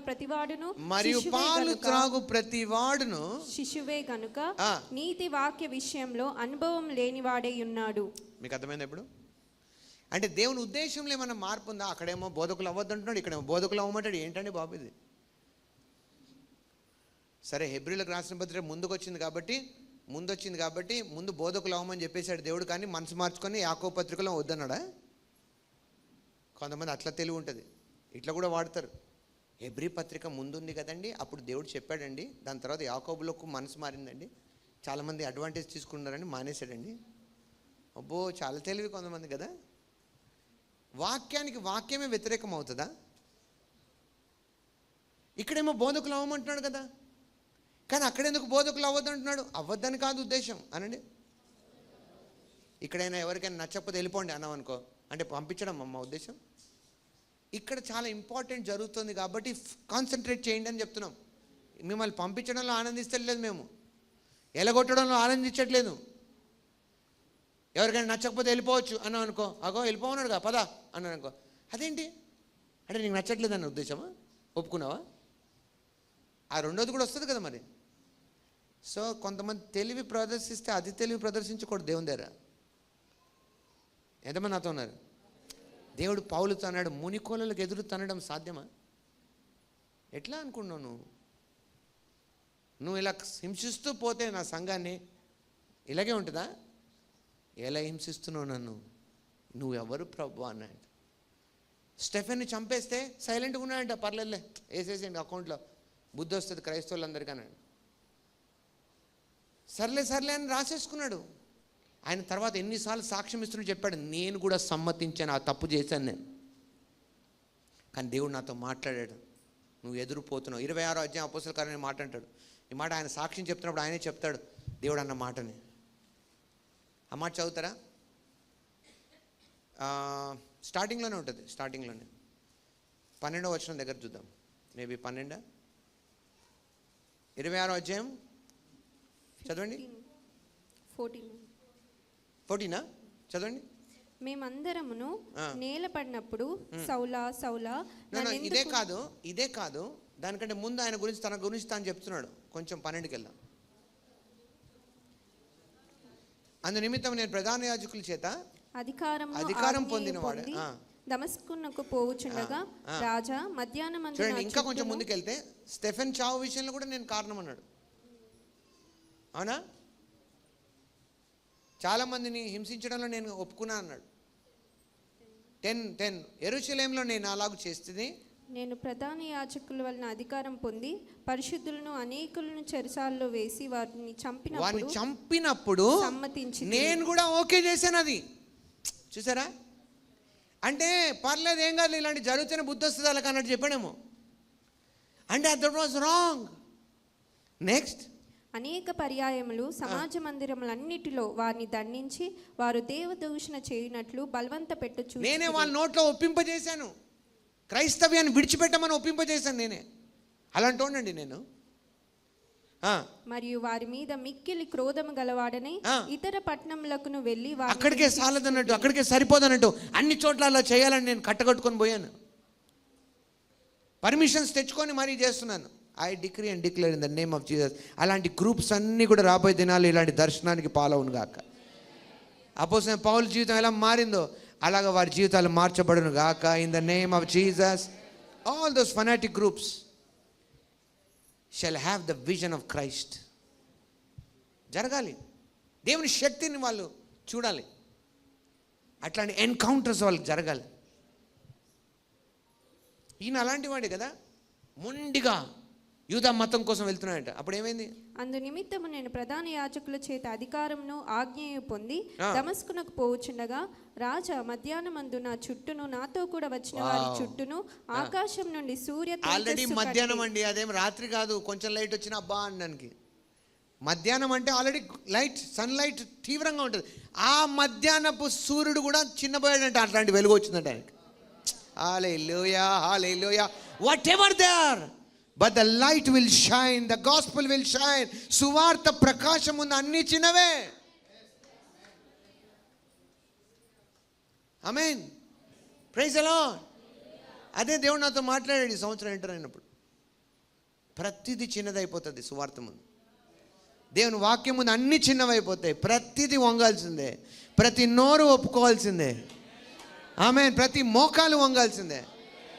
హల్లెలూయా, హల్లెలూయా. అది అధికారాలైనా సింహాసనాలైనా అది ఏదైనా సరే, ఉన్నవైనా రాబోయేవైనా ప్రతిదీ ప్రభు అయిన యేసు పేరట వంగాల్సిందే. అవి what ever it is, what ever it is, what ever it is, అది మీ వల్ల జరుగుతుంది, సంఘం వల్ల జరుగుతుంది. అలాంటి గుణాతిశాన్ని ప్రచురపరచడానికి దేవుడు మిమ్మల్ని ఎన్నుకున్నాడు. మీ జీవితం మీరు బతికి, ఏదో మీ తిండి మీరు తిని, మీది మీరు చూసుకొని, పొద్దున్న లేచినప్పటి నుంచి రాత్రి ఎప్పుడైతే ఎదురు చూసి, రాత్రి అయినప్పుడు పొద్దున్న ఎప్పుడైతే ఎదురు చూసి ఇట్లా బతకడానికి కాదు. You are here to show his mighty virtues అని ఉంది. ఆయన గుణాతిశయాల్ని హయ్యర్ లైఫ్ ఉందని చూపించడానికి ఉన్నారు మీరు. ఇవి ఏడ్చుకుంటూ కింద పడుతూ మీద పడుతూ పైకి కిందకు అవుతున్న జీవితాలు అవసరం లేదు. పైన ఉండే కొండ మీద ఉన్న పట్టణం లాగా మరుగై ఉండకుండా, ఏది దగ్గర కూడా రాకుండా ఉండేంత స్థితిలో మీరు ఉండగలరు. అది చూచిన వాళ్ళకి తెలియాలి. అది దేవుని పర్పస్. అనొచ్చు, పాస్టర్ గారు ఎందుకు మీరు అంత ఎక్సైట్ అవుతారు అంటే, నేను అంటాను ఇంకెక్కువ అవ్వాలని ఉంది నాకు. ఎందుకంటే అట్లాంటి జీవితం నాది. ఇలాంటి గొప్పతనాలు నీ లోపల ఉంటే నువ్వు ఎలా సైలెంట్గా ఉండగలవు? హల్లెలూయా, ప్రైజ్ ది లార్డ్. ఎట్లా నువ్వు అలాగ ఊరికే ఏం ఎరగనట్టుగా, తిన్నది ఎరగనట్టుగా కూర్చొని ఉంటావు? Praise the Lord. కొన్ని సంవత్సరాల క్రితం నేను 2009లో ఇలాంటి ఇదే సమయాల్లో, ఇదే నెలలో నేను గుంటూరు వెళ్ళాను. ఏసన్న గారి మందిరానికి వెళ్ళాను. అంటే అప్పుడు ఒక న్యూస్ వచ్చింది, ఆయనకి చనిపోయేలాగా ఉన్నాడు. చనిపోయాడని కూడా వచ్చింది, ఆయన నిద్రించారని వచ్చింది. అయితే అది రూమర్ అది, కానీ అప్పుడు ఇంత వాట్సాప్లు అన్నీ లేవు. అలా స్ప్రెడ్ అవుతుంది మెసేజ్, ఏదో అవుతుంటే మేము యాక్సెస్ ఉంది కాబట్టి మాతో పాటు ఇంకా పాస్టర్లు కలిసి వెళ్ళిపోయాం. అసలు ఏంటో చూద్దాము అంటే, ఏం కాలేదని తెలుసు కానీ అసలు నిజంగా ఏమైనా బాగాలేదా అని చూడ్డానికి వెళ్తే, అయ్యగారు ఆ రోజు తన హాల్ని ఇతరకి పాస్టర్ల మీటింగ్కి ఇచ్చాడనమాట. ఫ్రీగా ఇస్తాడు ఆయన. అలా ఒక 500-600 మంది పాస్టర్ల సెమినార్ అవుతుంది అక్కడ. అవుతుంటే వాళ్ళు ఎవరో టీచింగ్స్ అన్నీ చేశారు. లాస్ట్కి ఆయన్ని కూడా పిలిచారు హోస్ట్గా, అంటే లోకల్గా ఉన్న ఆయన. ఆ రోజు ఉన్నాడు అక్కడ, ఎక్కడ ట్రిప్లో లేడు. ఎందుకంటే 10 రోజులు ఆయనకి మీటింగ్స్ అవుతాయి. ఆ మీటింగ్స్ ప్రిపరేషన్లో ఉన్నాడు ఆయన. ఆయన దగ్గరుండి అన్నీ చూసుకుంటున్నాడు. అప్పుడు ఆయన ముందు మేము వెళ్ళగానే ఆయన బయట చైర్ వేసుకుని అలా కూర్చున్నాడు. ఆయన కొంచెం గడ్డం అవి పెంచుకున్నాడు. అప్పుడు రెగ్యులర్ స్టైల్లో లేడు. మేము గుర్తుపడగా అడిగి తిరుగుతుంటే అక్కడున్న అయ్యగారికి ఎప్పుడు పక్కనుండే ఒక ఆయన ఉంటాడు, పాస్టర్ గారు డ్రైవ్ చేసి ఆయన కారు. ఆయన అడుగుతున్నాం, అన్నా ఎక్కడున్నారు అయ్యగారు అంటే, అదిగో అని చూపించారు. సారీ అయ్యగారు అని చెప్పి దగ్గరికి వెళ్ళి వందనాలు చెప్తే, సరే నేను మాట్లాడతాను కానీ ముందు భోజనం చేయండి, భోజనం చేయించాను మీకోసం అన్నాడు. భోజనం చేశాం. చేశాక నేను వెళ్ళి అక్కడ ఒక మాట మాట్లాడాలి ఆ పాస్టర్ మీటింగ్లో అన్నాడు. వెళ్ళిన తర్వాత వాళ్ళు పొద్దు నుంచి చాలా చెప్పారు వాళ్ళకి. ఆయన లోపలికి వెళ్ళి అన్నాడు, నేను ఇక్కడ ఆయన గురించి ఇంట్రడక్షన్ ఇచ్చి పిలిచారు. అందరి గురించి అందరికీ తెలుసు, వచ్చిన వాళ్ళందరికీ తెలుసు. అక్కడ ఆయన నించొని ఒకటే అన్నాడు, నా జీవితంలో నేను పెట్టుకున్న ప్రిన్సిపల్ ఏంటంటే, ఈరోజు ఏ పరిచర్య చేయకపోతే, వాక్యం కానీ ఎక్కడైనా దర్శించడం కానీ ఏది నేను దేవుని కొరకు పని చేయకపోతే ఆ రోజు అన్నం తినద్దు అనుకున్నాను. అది నా స్టైల్ అన్నాడు. ఆ రోజు ఒకవేళ నేను ఏ పని చేయకపోతే దేవుని రాజ్యం కొరకు, ఆ రోజు ఒట్టి మంచినీళ్ళు తాగి పడుకున్నాను నేను అన్నాడు. ఈ మాట చెప్పగానే అక్కడ ఉన్న వాళ్ళందరూ గంతులేసి వీళ్ళేసి చప్పట్లు కొడుతున్నారు. అది చాలా సింపుల్గా ఉంది కానీ అంత పెద్ద పరిచర్యకు అదొక ముఖ్యమైన ప్రిన్సిపల్ అయింది. ఆ మాట వినడం నా జీవితాన్ని పూర్తిగా షేక్ చేసి పడేసింది. అంటే ఇప్పుడు నేను అదే కాపీ కొట్టాలా అని కాదు, కానీ ఆయన తీసుకున్న చిన్న ఆలోచనే. ఆయన ఎప్పుడో చిన్నగా తీసుకున్నాడేమో, అది అందరి ముందు మైకులలో తీసుకోలేదు, వ్యక్తిగతంగా తీసుకున్నాడు. కానీ ఆ మనిషి తీర్మానాన్ని దేవుడు ఎంత దీవించాడు. వాక్యం నుంచి ఆయన పట్టుకున్నాడు. పని చేయకుండా ఒకడు ఆహారం తినకూడదని వాక్యాన్ని జోడించాడు ఆయన జీవితంలోకి. ఆయన అనుకున్నాడు, నేను దేవుని పని చేస్తున్నానని పేరు పెట్టుకున్నానుగా, కాబట్టి పని చేయకుండా, దేవుని పని ఈరోజు ఏమీ చేయకుండా నేను ఆహారం తినను అని తీసుకున్న ఒక నిర్ణయం ఒక గొప్ప పరిచర్యని వచ్చేలా చేసింది. అందుకే పెద్ద పెద్ద వాళ్ళు, గొప్ప గొప్ప వాళ్ళు అలా ముందుకు రారు, ఇలా సామాన్యుల నుంచి బయటకు వస్తారు. కానీ వాళ్ళు తీసుకునే నిర్ణయాలు, వాళ్ళు తీసుకునే డెసిషన్స్ చాలా డిఫరెంట్గా ఉంటాయి. అందరికీ రాడికల్గా ఉంటాయి, వైలెంట్గా ఉంటాయి. చల్లగా కూర్చోడం వాళ్ళకి ఇష్టం ఉండదు. ఎవరో తరిమినట్టుగా పరిగెడతారు. అది ఎంతమంది మాటలు పడి ఉంటారు. అప్పుడు కొన్నిసార్లు ఆయన ఎన్నిసార్లు దూషించాడు, ఆయన చాలాసార్లు సాక్ష్యాలు చెప్పారు. ఆయన మీరు సాక్ష్యాలు కూడా వీడియోలు చూసిస్తారు కదా. ఎవరైనా విజిట్ చేసి వాళ్ళ ఇంటికి వెళ్ళి అక్కడ అన్నం పెడితే దేవుడు ఇచ్చాడు అనుకొని తింటుంటే ఆ ఇంటి మనిషి ఉమ్మి వేసి వెళ్ళిపోయాడు కదా. ఆయన ముఖం మీద ఊయలేక పక్కన ఊసాడంట. అయినా సరే అన్నం కలుపుకొని తినేసి బయటికి వెళ్ళిపోయాడంట. ఎన్ని అంటే ఎందుకు సహించుంటాడు ఆయన? ఆయన గురి వేరే. చెప్పుకున్నప్పుడు బయట వాళ్ళకి చెప్తామే, అబ్బా ఆయన అంత చేశాడంట. మరి అదే ప్రభు నీకు కూడా ఉన్నాడుగా, మరి నీ ఓర్పు ఏమైంది? వేరే వాళ్ళకి బోధించి నీకు ఇది వాడతామే భలే, ఏసన్న గారు అట్ట సహించాడు, నువ్వు కూడా సహించో. మరి నీ వ్యక్తిగతంగా ఏమైంది? సహించిన వాళ్ళు చేతగాని వాళ్ళు కాదు, సహించిన వాళ్ళకి ఎక్కువ బలం ఉందని అర్థం. మాట అన్నప్పుడు తిరిగి అనలేని వాళ్ళు తక్కువలేం కాదు. నువ్వు అనలేకపోయావని కాదు ఫీల్ అవ్వాల్సింది, భరించే శక్తి ఇచ్చినందుకు వందనాలు దేవా అనాలి. ఎందుకంటే నీ పక్షంగా ఆయన మాట్లాడతాడు. అప్పుడు దేవుని స్తోత్రం చెప్పండి. వాక్యంలో ఆయన మాట్లాడితే భూమి ఆకాశాలు కూడా నిలబడలేదంట. నువ్వు చేతగాక నోరు మూసుకోలేదు. ఇంకొకటి, నువ్వు రక్షించాలనుకున్నావు కాబట్టి నోరు మూసుకున్నావు. నువ్వు కోరుకున్నది అక్కడ నష్టం కాదు, అందుకే నోరు మూసుకున్నావు. భలే కొట్టాంలే మాటతో, ఏం మాట్లాడలేకపోయారు వాళ్ళు అనుకుంటారు వాళ్ళు. కానీ నువ్వు భరించావో, వాళ్ళు కొట్టారో వాళ్ళకి తెలీదు. కానీ నీలో ఉన్నవాడు ఈ లోకము కంటే గొప్పవాడు. Praise the Lord. ఎంతమంది నాతో ఉన్నారు ఈరోజు? నేను నా జీవితం అంతా నేను సాక్ష్యాలు చెప్పగలను. నేను భరించిన ప్రతిసారి నన్ను చేతగాని వాడు కూడా అన్నారు చాలామంది. ఏం ఒక్క మాట కూడా అనలేకపోయారా మీరు? కానీ నేను అంటే చిన్నగా అనగలను, కానీ నా పక్షంగా రోషపడే దేవుడు ఉండగా నేనెందుకు అనాలా? దేవుని స్తోత్రం చెప్పండి గట్టిగా, హల్లెలూయా. కాబట్టి ధైర్యం తెచ్చుకోండి. ఈరోజు మీ క్రియలు, మీలోంచి వచ్చే ఇలాంటి స్వభావం దేవుణ్ణి ప్రచురపరుస్తుంది, ఆయన మహిమను ప్రచురపరుస్తుంది. అందుకు మనం పిలువబడ్డాం. అందరిలాగా ఉండడానికి కాదు, ఏదో ఒకటి చేసేసి ఎవరైనా ఇలాగే మాడతారండి, ఎవరైనా ఇలాగే చేస్తారు అనడానికి కాదు. నేను స్పెషల్ అని చూపించాలి ఈ లోకాన్ని. ఎంతమంది నాతో ఏకీపిస్తున్నారు ఈరోజు? Amen. Praise the Lord. Glory to God. ఎంతమందికి అర్థమవుతున్నాయి ఈ మాటలు కదా? ఇందాక ఓపెన్ చేయండి అక్కడ. Bring back the scripture. దీంట్లో 15-16 వచనంకి వెళ్ళండి. నీవు నన్ను చూచి ఉన్న సంగతిని గూర్చి. చూడండి, ఆయన చెప్తున్నాడు దేవుడు నాకు ఏం ఇచ్చాడు పని.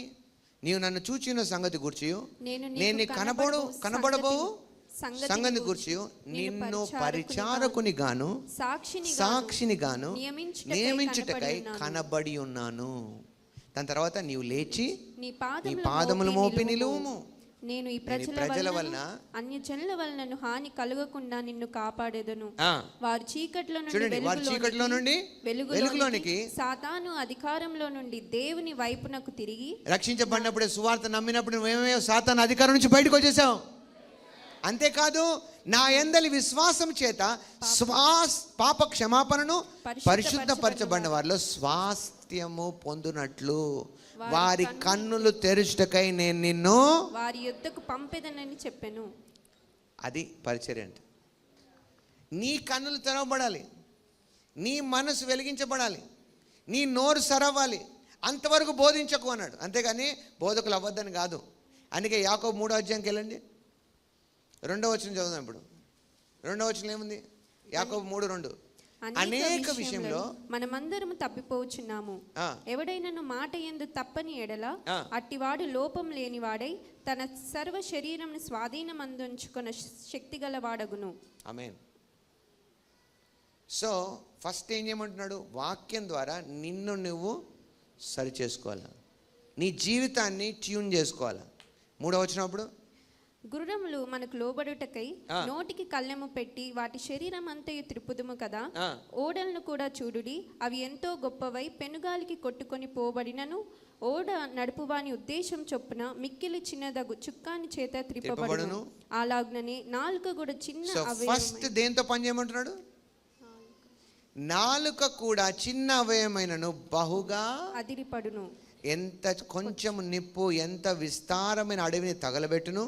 నాలుక అగ్నియే నాలుక మన అవయంలో ఉంచబడిన పాప ప్రపంచమై సర్వ శరీరం నాకు ఏం తెస్తుందంట? మాలిన్యము కలుగు. రోగాలు కానీ బలహీనతలు కానీ ఎక్కడి నుంచి వస్తున్నాయి? దేవుడు పెట్టాడు. ఇది ఎవరు చెప్పారు నీకు? ఏ బైబిల్ చెప్పింది? అదంతా కూడా అపవాది బోధ, అది మోసపు బోధ. ఇదే యాకోబు పత్రిక 1వ అధ్యాయంలో ఉంటుంది. ఎవడైనా నువ్వు శోధింపబడితే వాడు దేవుని వల్ల శోధింపబడ్డాడు అనకూడదని ఉంటుంది. ఎన్నో వచనం అది? 1:13 చదవండి. దేవుడు కీడు విషయమై చదవండి. 1, 2, 3. దేవుడు కీడు విషయమై శోధింపబడనేరడు, ఆయన ఎవరిని శోధింపడు. మరి ఎందుకు అందరూ దేవుడి మీద నిందలేస్తున్నారు? నిందలే కదా అవి. దేవా ఎందుకు ఇది పెట్టావు నాయనా, ఈ పరిస్థితిని ఎందుకు రానిచ్చావు నాయనా. ఇలాంటి ప్రార్థనలన్నీ కూడా ఎలాంటి ప్రార్థనలు అంట? పాలు తాగే పసిపిల్లల ప్రార్థనలు. వాళ్ళకి ఏం తెలియట్లేదు ఇప్పుడు. ఈ నోరు ఉంటే కొంతమందికి ఏమంటే నోరు ఉన్నదే తినడానికి అనుకుంటారు. నోరున్నది తినడానికి కాదు, దానికంటే పెద్ద పని మాట్లాడడానికి. కానీ ఆ మాటలే తప్పు అయితే మీ జీవితం అంతా తప్పు అయిపోతుంది. కొంతమంది తినడానికి తప్ప వేరే దానికి వాడరు నోరు. చిన్నప్పుడు అలాగే చేసాం కదా మనం. ఏది దొరికినా నోట్లో పెట్టుకున్నాం. చిన్నపిల్లలు మీరు చూసారా? అక్కడ చిన్న పురుగుబడి ఉంటే కూడా ఏం చేస్తారు? దాన్ని తీసి అది ఇంకేది ఉన్నా సరే ఏం చేస్తారు దాన్ని? నేను వర్ణించాలనుకోవట్లే. అన్నిటిని ఏం పెట్టుకుంటారు అని మళ్ళీ వచ్చి అంటే అప్పుడు మీరు కడుగుతారు. లేదా ఏదో పెట్టుకుందాం అనుకో, అది కరిచింది అనుకో దానికి ఏడుస్తారు. నోరు ఉన్నదాన్ని నోట్లో పెట్టి తినడానికి కాదు. నోరు దేవుడు నీకు ఇచ్చింది పెద్ద ఉద్దేశం ఏంటో తెలుసా? సరైన మాటలు మాట్లాడడానికి, దేవుని యొక్క గుణగణాల్ని ప్రచురపరచడానికి. ఎంతమంది అది ఎక్కిపిస్తున్నారు ఈరోజు? సో దానికి ఏం చేయాలి? నీ నోటి మాటల్ని సరి చేసుకోవడానికి వాక్యాన్ని వాడాలి. నీ మాటలకు బదులుగా దేవుని వాక్యాన్ని ప్రవచనాలుగా వాడడం నేర్చుకోవాలి. ఆ ప్రవచనాలే మీ జీవితంలో ఆయుధాలుగా మారుతాయి. 1 తిమోతి 1వ అధ్యాయం 18వ వచనం ఏముంది? కమాన్. కొంతమందికి నేను మీకు సలహా ఇస్తున్నాను. సలహా, మీతో పాటు వాటర్ బాటిల్ తెచ్చుకొని మధ్య మధ్యలో ఒక చిన్న సిప్ తాగండి. ఎండాకాలంలో వచ్చాం కదా, 2 ఉపయోగాలు దానికి. నేనేమనను. ఆమేన్. నేనేమనను. ఏమైనా అంటారేమో అయ్యగారు, అయ్యగా నీళ్ళు కూడా తాగలేదయ్యా అని పరిగెడతారు. అవసరం లేదు. వాటర్ బాటిల్ తెచ్చుకోండి, నీళ్ళు నింపుకోండి, అవసరమైతే చల్ల నీళ్ళు నింపుకోండి. ఏం చేయండి అంటే మొత్తం తాగేయకండి. మళ్ళీ అలాంటి వాళ్ళు ఉంటారు, తాగేసి పరిగెడుతుంటారు. ఒకటే సిప్ అనండి. దానిలో 2 ఉపయోగాలు. ఒకటి, గొంతు ఆరిపోదు, హైడ్రేటెడ్గా ఉంటారు మీరు. రెండోది, నిద్ర కూడా రాదు. అవునా కదా? సో ఈ 2 ఉపయోగాలు మంచిది. ఆ ఎక్సర్సైజ్ నేర్చుకోండి ఇప్పటి నుంచి. కొంచెం ఎండాకాలం ఇంతకుముందు అంటే తట్టుకున్నారు, ఎండాకాలం కదా, దానికోసమని వాక్యాన్ని ఎగ్గొట్టకండి. ఆమేన్. చదవండి. నా కుమారుడైన కరుణబాబు, నీవు విశ్వాసమును. అయ్యో బైబిల్ మారించింది. మీ పేరు ఎవరు చదువుకోద్దన్నారండి? చదవండి మీ పేరుతో. ఆ స్త్రీలు అనొచ్చు, నా కుమార్తెవైన సోయించు అనొచ్చు. నీవు విశ్వాసమును మంచి మనస్సాక్షియు కలిగిన వాడవై నిన్ను గూర్చి ముందుగా చెప్పబడిన ప్రవచనములు చొప్పున ఈ మంచి పోరాటం పోరాడవలనని వాటిని బట్టి ప్రైజ్ ది లార్డ్. మీకు ఉంది ఒక పోరాటం. మీరు ఒక పోరాటంలో ఉన్నారు. ఇది శరీరులతో కాదు, కానీ ఒక సిస్టమ్స్తో, సాతాను సంబంధించిన సిస్టమ్స్ని మీరు దేవునికి లోపరచాలి. అది మీ పోరాటం. కాబట్టి దానికి మీరు వాడాల్సిన ఆయుధాలు ఏంటో తెలుసా? మీ మీద పలకబడిన ప్రవచనాలు. దాంట్లో 2, ఒకటి మీ మీద పలకబడిందా, లేకపోతే మీరు పికప్ చేసుకున్నారు ఆ వాక్యంలోంచి. అసలు మీరు ఇక్కడ ఫస్ట్ టైం వచ్చినప్పటి నుంచి, లేదా మీరు నన్ను కలిసినప్పుడు, లేదా మీకు పరిచర్య ద్వారా, వాక్యం ద్వారా ఎన్ని విషయాలు మీరు పట్టుకున్నారు, అవన్నీ మీ ఆయుధాలుగా మారుతాయి. అసలు ఏం పట్టుకోలేదు, అందుకే మీ జీవితంలో కింద మీద పడుతున్నారు మీరు. ఏమన్నది ఇక్కడ? నీ మీద, నిన్ను గూర్చి ముందుగా చెప్పబడిన. ఇప్పుడు కాదు, ఫస్ట్ నుంచి ఉన్నవేవి ఎక్కడున్నాయి? డైరీలు. ఒకటి పోయిందంటే అది పోతుంది, మళ్ళీ కొత్త ఇయర్ కొత్త డైరీ. మాట్లాడలేదు. ఏవి ఆ నోట్స్లన్నీ? పోయిన ఇయర్ చెప్పిన వాక్యపు నోట్స్ ఏది? అవి ఆస్తుల కంటే ఎక్కువ కాపాడుకోవాలా. ఎందుకంటే వాటిల్లో నువ్వు ఓన్లీ రిఫరెన్స్లు రాస్తే ఉపయోగం లేదు. దాంట్లో నేను చెప్పిన విషయాలన్నీ తీసుకొని ఒక్కొక్క విషయం నాకు అర్థమైనవని రాసుకున్నావు అనుకో, నన్ను ఏది కదల్చలేదు. ఆమేన్, హల్లెలూయా. నాలో ఉన్న వాడు లోకం కంటే గొప్పవాడు. ఆమేన్, హల్లెలూయా. ప్రభు నా సహాయకుడు, నా నరమాత్రుడు నన్ను ఏమి చేయగలడు. ఆమేన్, హల్లెలూయా. నాకు మంచి ధైర్యం ఉంది. ఓ నేను గొప్ప వ్యక్తిని. ఓ ఇవన్నీ రాస్తారు. ఇవన్నీ మీరు మర్చిపోతారు ఒకసారి. ఇప్పుడు రాసేస్తారు, ఇంట్లో పెట్టేస్తారు. పరిస్థితులు ఎలా వస్తాయంటే కంగారు పెట్టేస్తే మేము తొందర పెడతాయి. అప్పుడు ఏం చేయాలి? 1 minute అని చెప్పి ఓపెన్ చేయాలి. అప్పుడు మీకు కనిపిస్తుంది, నేను గొప్ప వ్యక్తిని. హల్లెలూయా. నా పక్షం ఉన్నవాడు ఈ లోకం కంటే గొప్పవాడు. హల్లెలూయా. అవన్నీ తీసి ఏం చేస్తావు? అయ్యో నాకు ఇట్లా అయిపోయింది, అయ్యో నాకు ఈ పరిస్థితి వచ్చిందాను. అలా అనించాలని నీతో. అంటే అలా అనిస్తే నీకు ద్వారం తెరిచినట్టే నువ్వు. But you have to tune your self. అందుకే నేను అందరూ అన్నట్టు అనను, ఎంత పలికించాలన్నా అన్నాను. నేను నన్ను అలా ట్యూన్ చేసుకున్నాను. ఇంత మాట్లాడడం కష్టమే, అన్నిటికీ మంచి చూస్తాడు నేను, అంతే ఉండాలి నేను. నా కుమారుడా కరుణ బాబు అని దేవుడు చెప్పాడు. తిమోతే కాదు, నేను కూడా ఉన్నాను, నువ్వు కూడా ఉన్నావు దాంట్లో. నీ మనస్సాక్షి పాడవనీయకు. నీలో ఉన్న గొప్ప గుణాతిశయాలను ప్రచురపరచాలి. ఎంతమంది నాతో ఉన్నారు? హల్లెలూయా. ఇలా నీవు నీ ఇల్లు కట్టుకున్నావు అనుకో, నీ జీవితాన్ని కట్టుకున్నావు అనుకో, ఏది నిన్ను పడేయలేదు, ఏది నిన్ను కదల్చలేదు. మత్తయి సువార్త 7వ అధ్యాయం 24వ వచనం చూద్దాం. మత్తయి సువార్త ఎక్కడుందంటే ఆదికాండం తర్వాత ఉంది. అలా దొరికిందంటే మీకు చాలా పనుంది నాతో. ఓకే. కాబట్టి ఈ నా మాటలు విని స్లో డౌన్. అందరు తీసారా? కాబట్టి అందరు చెప్పండి. కాబట్టి ఈ నా మాటలు విని వాటి చొప్పున చేయు ప్రతివాడును. అంటే ఏం చేయమన్నాడు? వాటితో వినడం ఒక ఎత్తు అయితేనండి, దాన్ని చేయాలి. అంటే విని వెళ్ళిపోతే సరిపోతుంది అన్నమాట కదా. అందుకే ఆదివారం వింటున్నారు, మళ్ళీ ఆదివారంకి వచ్చేసరికి ఎట్లుందంటే అట్లనే ఉంది అంటున్నారు. ఎందుకంటే వినే వెళ్తున్నారు. మీరు విన్న దాని ప్రకారంగా చేస్తే ఏమవుతాడంట? ప్రతి వాడు బండ మీద ఇల్లు కట్టుకొనిన బుద్ధిమంతుని. సపోజ్ కొన్నిసార్లు కొంతమంది మనం చూస్తాం, రోడ్ సైడ్ అడుగుతారు కదా, అడుగుతూ ఉంటారు, డబ్బులు అడుగుతూ ఉంటారు. నువ్వు ఎప్పుడైనా దయతలిచి వాళ్ళకి అమ్మో వీళ్ళు చాలా కష్టంలో ఉంటున్నారని ఒక 10,000 ఇచ్చావు అనుకో, ఏమవుతుంది అనేసి తీసుకుంటారు వాళ్ళు అని. మరుసటి రోజు నువ్వు మళ్ళీ వెళ్ళి అక్కడికి, నీ దగ్గర ఓపిక లేకుండా పరిగెత్తుకొస్తాడు మళ్ళీ ఆయన. నువ్వు నేను ఇచ్చింది ఎందుకంటే అడుక్కునే స్థితిని తప్పించాలని. కానీ వాళ్ళు ఏం చేస్తారు, అబ్బా ఈ సార్ వచ్చాడు మళ్ళీ, ఈ మేడం వచ్చింది మళ్ళీ అని ముందు నీ దగ్గరకు పరిగెత్తుకొస్తాడు. ఏరే వాడిని అడుక్కుంటే ఆడు ఇస్తానో వద్దనో ఇక్కడ వస్తాడు. ఎందుకు? ఈయన 10,000 ఇచ్చే రకం అని. మరి నువ్వు ఇచ్చింది ఎందుకు? కానీ వాళ్ళకి ఏమనుకుంటున్నారు, నువ్వు ఇంకా ఇస్తావేమో అని వస్తున్నారు. అంటే అక్కడ సమస్య డబ్బుతో తీరేది కాదు, బుద్ధితో తీరేది. హలో హలో హలో హలో ఎవరికైనా బాగా ధనం ఉందనుకో, ఎవరికైనా బాగా సంపన్నత వచ్చిందనుకో, వాళ్ళ దగ్గర పోయి నేను ఎన్ని అడగాల అని చూడద్దు. వాళ్ళు ఎట్లా చేసుకున్నారో అది నేర్చుకోవాలి ఫస్ట్. అందుకే ధనం పంచితే పేదవాళ్ళు తీరిపోరు. నిజంగా అవసరం ఉన్నవాడికి అప్పటికి తీరుతుందేమో, కానీ అలవాటు పడిపోయిన వాళ్ళు, అడుక్కున్న వాళ్ళని ఎవరు మాన్పించలేరు. అందుకే పేదరికం బుద్ధిలో ఉంటుంది, జోబులో లేదు, బ్యాంకులో లేదు. నీ బుద్ధి మారితే పేదరికం పోతుంది. ఎంతమంది నాతో ఉన్నారు ఈరోజు? ఎంతమంది నాతో ఉన్నారు? ఈ విన్న విషయాలు విన్నట్టే విని అడుక్కుంటూనే ఉన్నాం అనుకో, మళ్ళీ అంటే మీరు అన్నీ నేను ప్రేయర్ చేసినప్పుడు అడుక్కోదని చెప్పానా లేదా? ప్రేయర్ చేసేటప్పుడు కొన్ని ఊత పదాలు ఆడొద్దని చెప్పాను కదా. కానీ మళ్ళీ నేను పిలుస్తా మైక్ ఇచ్చి, ఇంకోసారి టెస్ట్ చేయలేదు. అప్పుడు వచ్చేసి దేవా సాయించనా అనుకో. నేనంట వీళ్ళందరూ అదే బ్యాచ్ దొంగలీలు. ఏం చేస్తారు అంటే తప్ప అంటే అప్పుడు కరెక్టే, కానీ ఇప్పుడు తప్పైంది. ఎందుకో తెలుసా? మనం పై స్థాయికి వచ్చాం. మనకు వాక్యం అర్థమైంది, మనమే సాయం చేసే స్థితిలో ఉన్నాం. ఎప్పుడు నేర్చుకుంటాం మనం అది?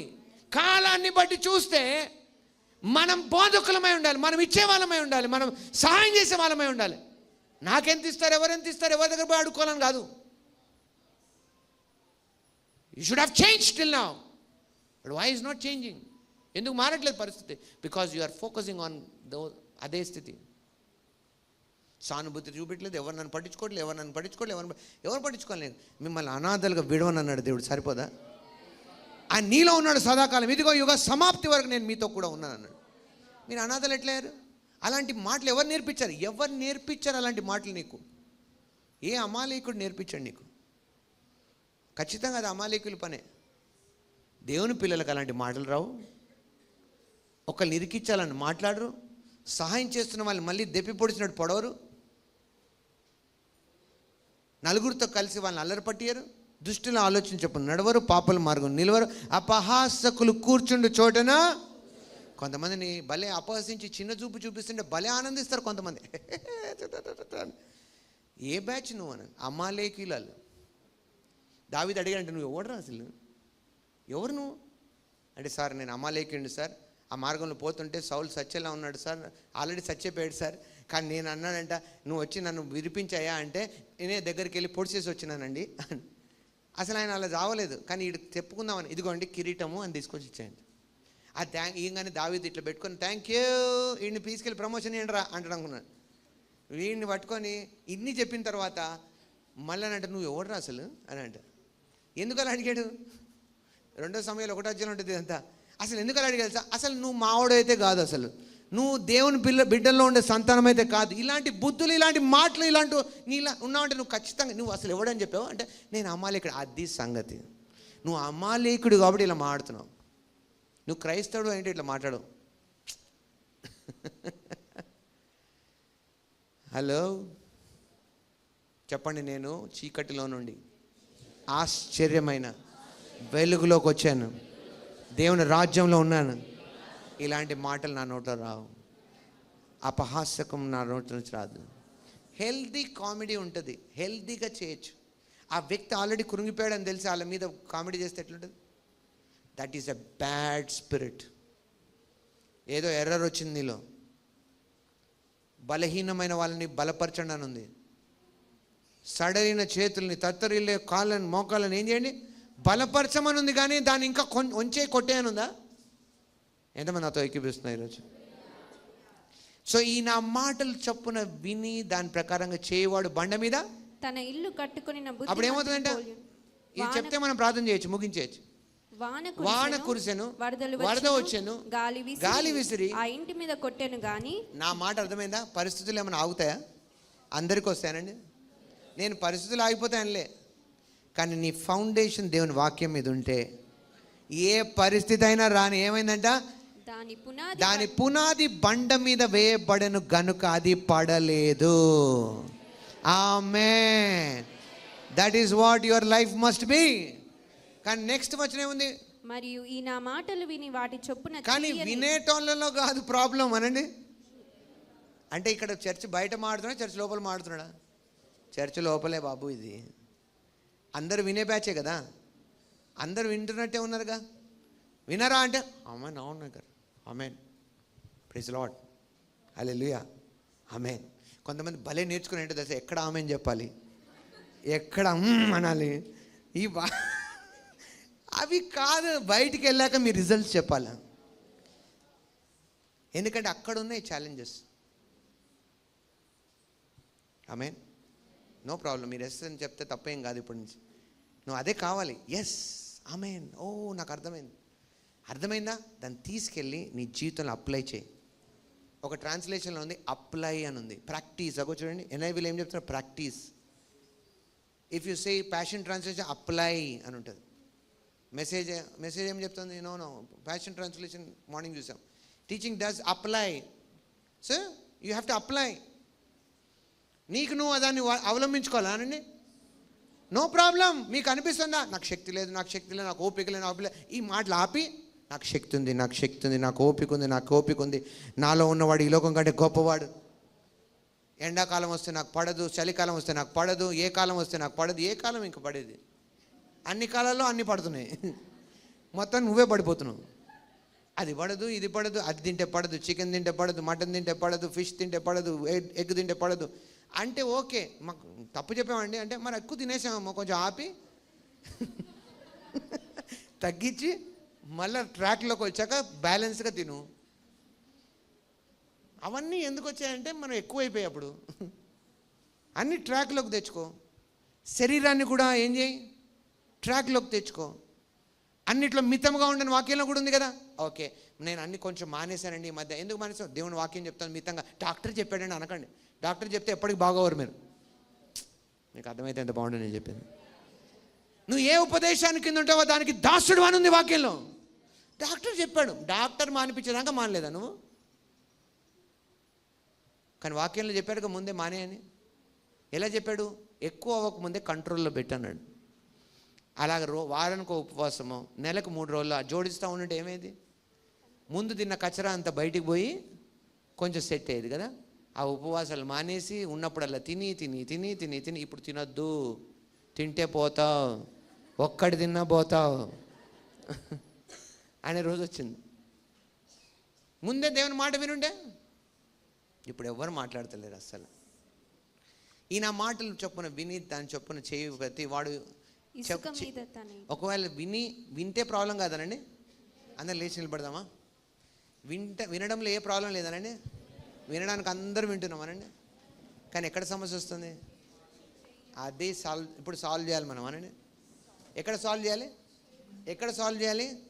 చేసే దగ్గర అనండి. వినే దగ్గర బాగానే ఉంది మంది. ఎక్కడ సమస్య వస్తుంది?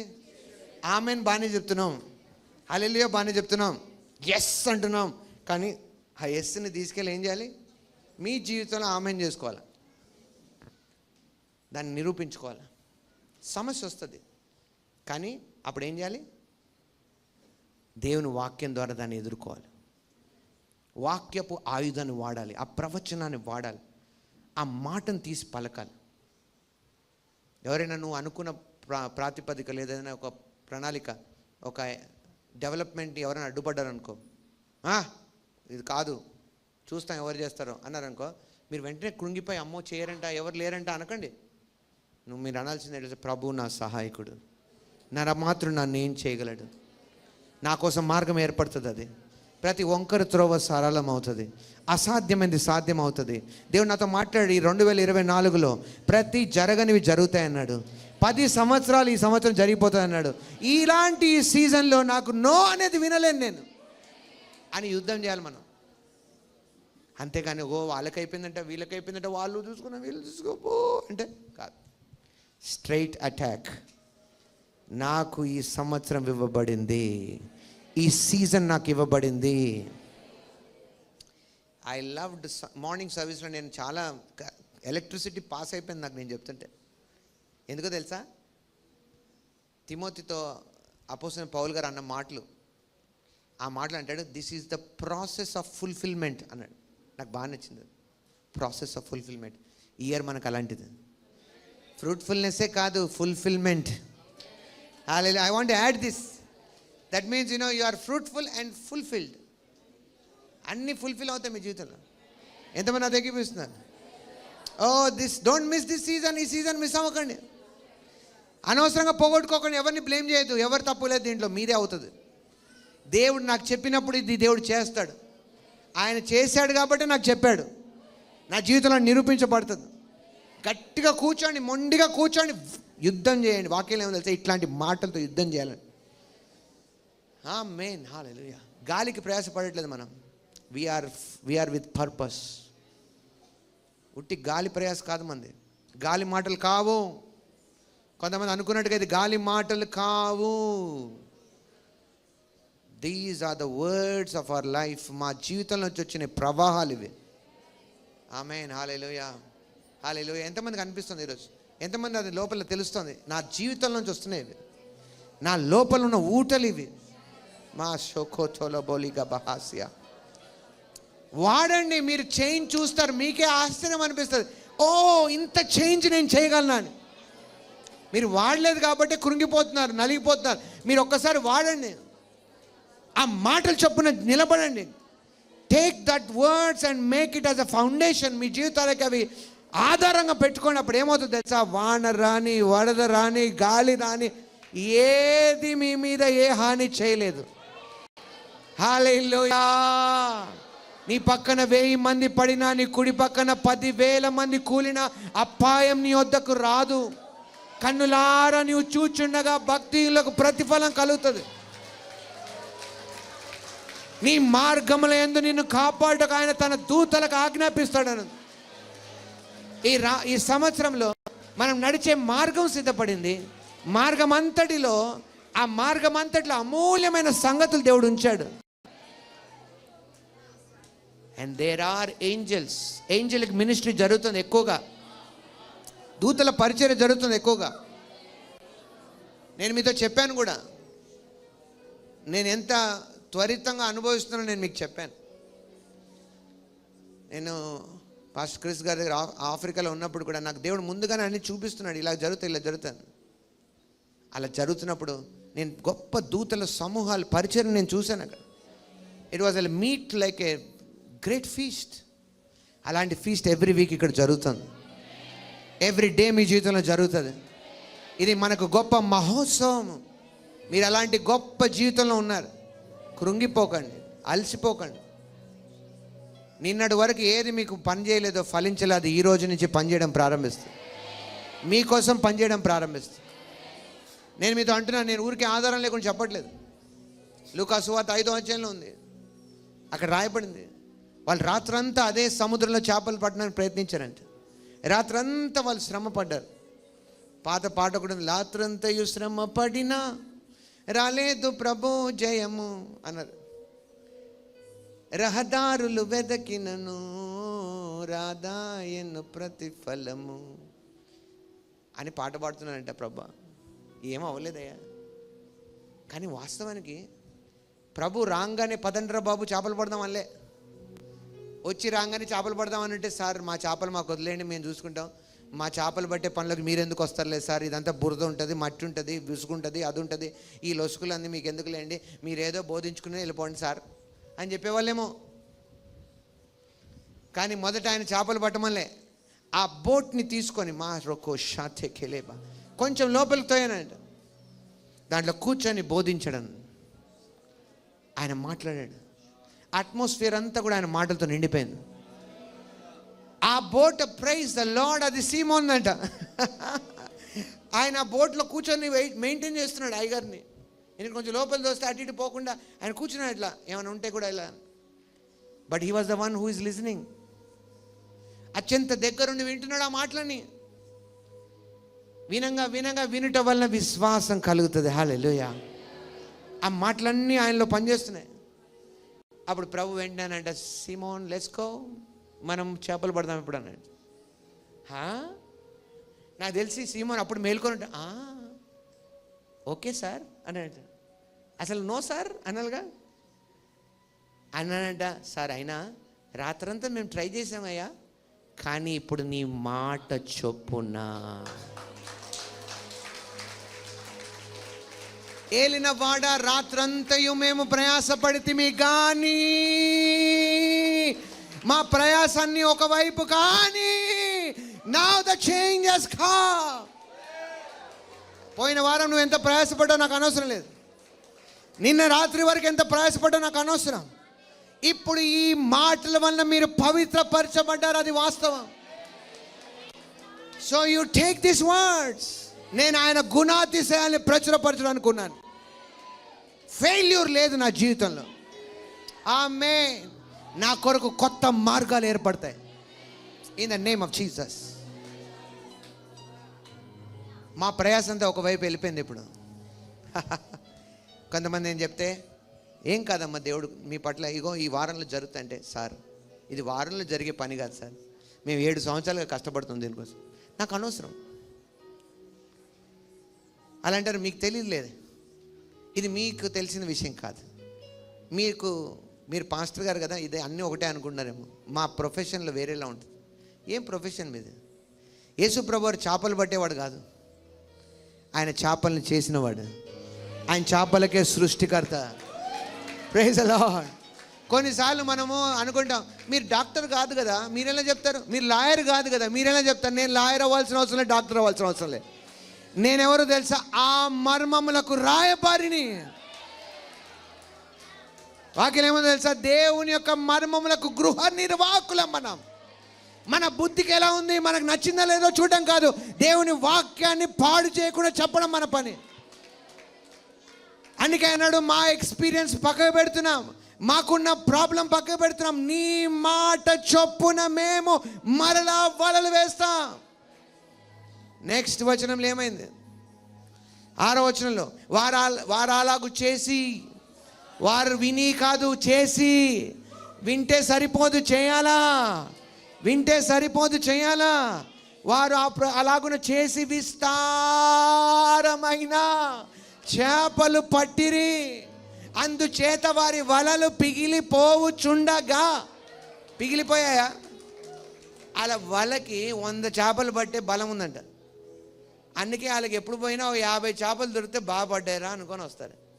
100 చేపలు పడే వాళ్ళకి 100 కంటే ఎక్కువ పడితే ఎట్లుంటుంది మరి పరిస్థితి? వాస్తవానికి ఆ చేపల వల్ల పిగిలిపోవాలి. తెలుగులో ఇది భలే రాసింది మాట. ఇంకో ఇంగ్లీష్లో అయితే నెట్ బ్రేక్ అని ఉంది. నెట్ బ్రేక్ కాదు, పోవుచుండగా, పోలే అంటే అర్థం ఏంటో తెలుసా? ఆ నెట్కు కూడా కొత్తదనం వచ్చింది. అరే రే రే రే రే రే రే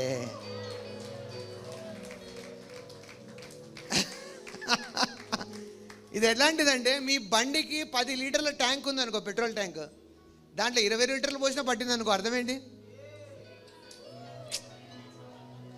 ఇట్లాంటి మాటలన్నీ మాడతాడు. అందుకే ఈయన దగ్గర ఏందో అర్థం కాదంట. నేను అందుకే వింతైన మనిషిని, ఎందుకంటే మనం అసాధారణమైన మాట. దేవుని రాజ్యం అలాంటిదే. ఎందుకు నాతో ఎక్కిపిస్తున్నారు? నేను మాట్లాడినందుకు మీరు చప్పలు కొట్టినందుకు కాదు, మనం అసాధారణమైన వాళ్ళం. అందుకే దేవుడు మన ఈ తరంలో ఉంచాడు. హల్లెలూయా, ప్రైజ్ ది లార్డ్. లీటర్ పెట్రోల్కి 100 మహాండి 50 కిలోమీటర్ పోయేటోడు 200 కిలోమీటర్ పోతే ఏమనాలా? అలాంటి వింతే వింత అనుకుంటాము. వాళ్ళకి ఆ రోజు అనిపించిందంటే, ఇదేంద్రా బాబు, మా వాళ్ళ కెపాసిటీ కూడా లేనంత పడ్డాయి, పడితే వాళ్ళ పిగిలిపోలేదు. వాళ్ళ బోటుకు కూడా ఒక కెపాసిటీ ఉందనండి, ఆ కెపాసిటీ కూడా మించిపోయిందంట. అందుకే వాళ్ళ పార్ట్నర్లను పిలిచారంట, రే బాబు రండ్రా నాయన. సైకిల్ చేసి వారు వేరొక దోణిలోనున్న తమ పాలి వారిని వచ్చి తమకు సహాయం చేయవాలని వారికి సంజ్ఞలు చేసిరి. వారు వచ్చి 2 దోణెలు మునుగునట్లు. మునిగాయా? చెప్పండి, నా వలలు పిగిలిపో, నా దోణె మునిగిపోదు. నా కెపాసిటీ కూడా పెరిగిపోయింది ఈరోజు. హల్లెలూయా, ప్రైజ్ ది లార్డ్. చాలామందికి ఎక్కువ వస్తే తట్టుకోలేరు, వాళ్ళు ఆగమాగం అయిపోతారు. కానీ ఈరోజు నుంచి అది కూడా పోయింది నీలో.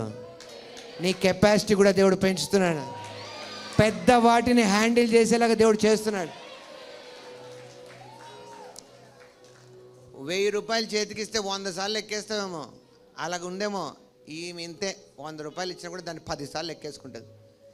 రేపు 1 కోటి రూపాయలు వస్తాయి నీకు, ఒక్కసారి కూడా లెక్కేయవు నువ్వు. కారణం ఏంటో తెలుసా? అలాంటివి వస్తూనే ఉండే. అలా నీ జీవితాన్ని మారుస్తాడు దేవుడు. నాకు ఇప్పటికీ సరిగా డబ్బులు లెక్కేయడం రాదు, సరిగా ఫాస్ట్గా రాదు. కొంతమంది నీకు ఇప్పటికీ రాదు డబ్బులు లెక్కేయడం అంటారు. నాకు డబ్బులు లెక్కేసుకునే పని ఏముంది, వస్తూనే ఉంటే. మీకు అర్థం కాలేదు. ఈ లెక్కలు ఎవరు వేసుకుంటారు? ఈ తప్ప ఇంకా రావన్నోళ్ళే. మనకు వస్తూనే ఉంటాయి. Praise the Lord. ఎందుకు వస్తున్నాయి తెలుసా? ఇతరులకు ఇవ్వడానికి వస్తూనే ఉంటాయి, మేలు చేయడానికి వస్తూనే ఉంటాయి, దేవుని రాజ్యంలో పనిచేయడానికి వస్తూనే ఉంటాయి. మనలో ఆ ప్రవాహం ఎప్పుడు ఉంటుంది. ఎంతమంది నాతో ఈరోజు ఏకీభవిస్తున్నారు?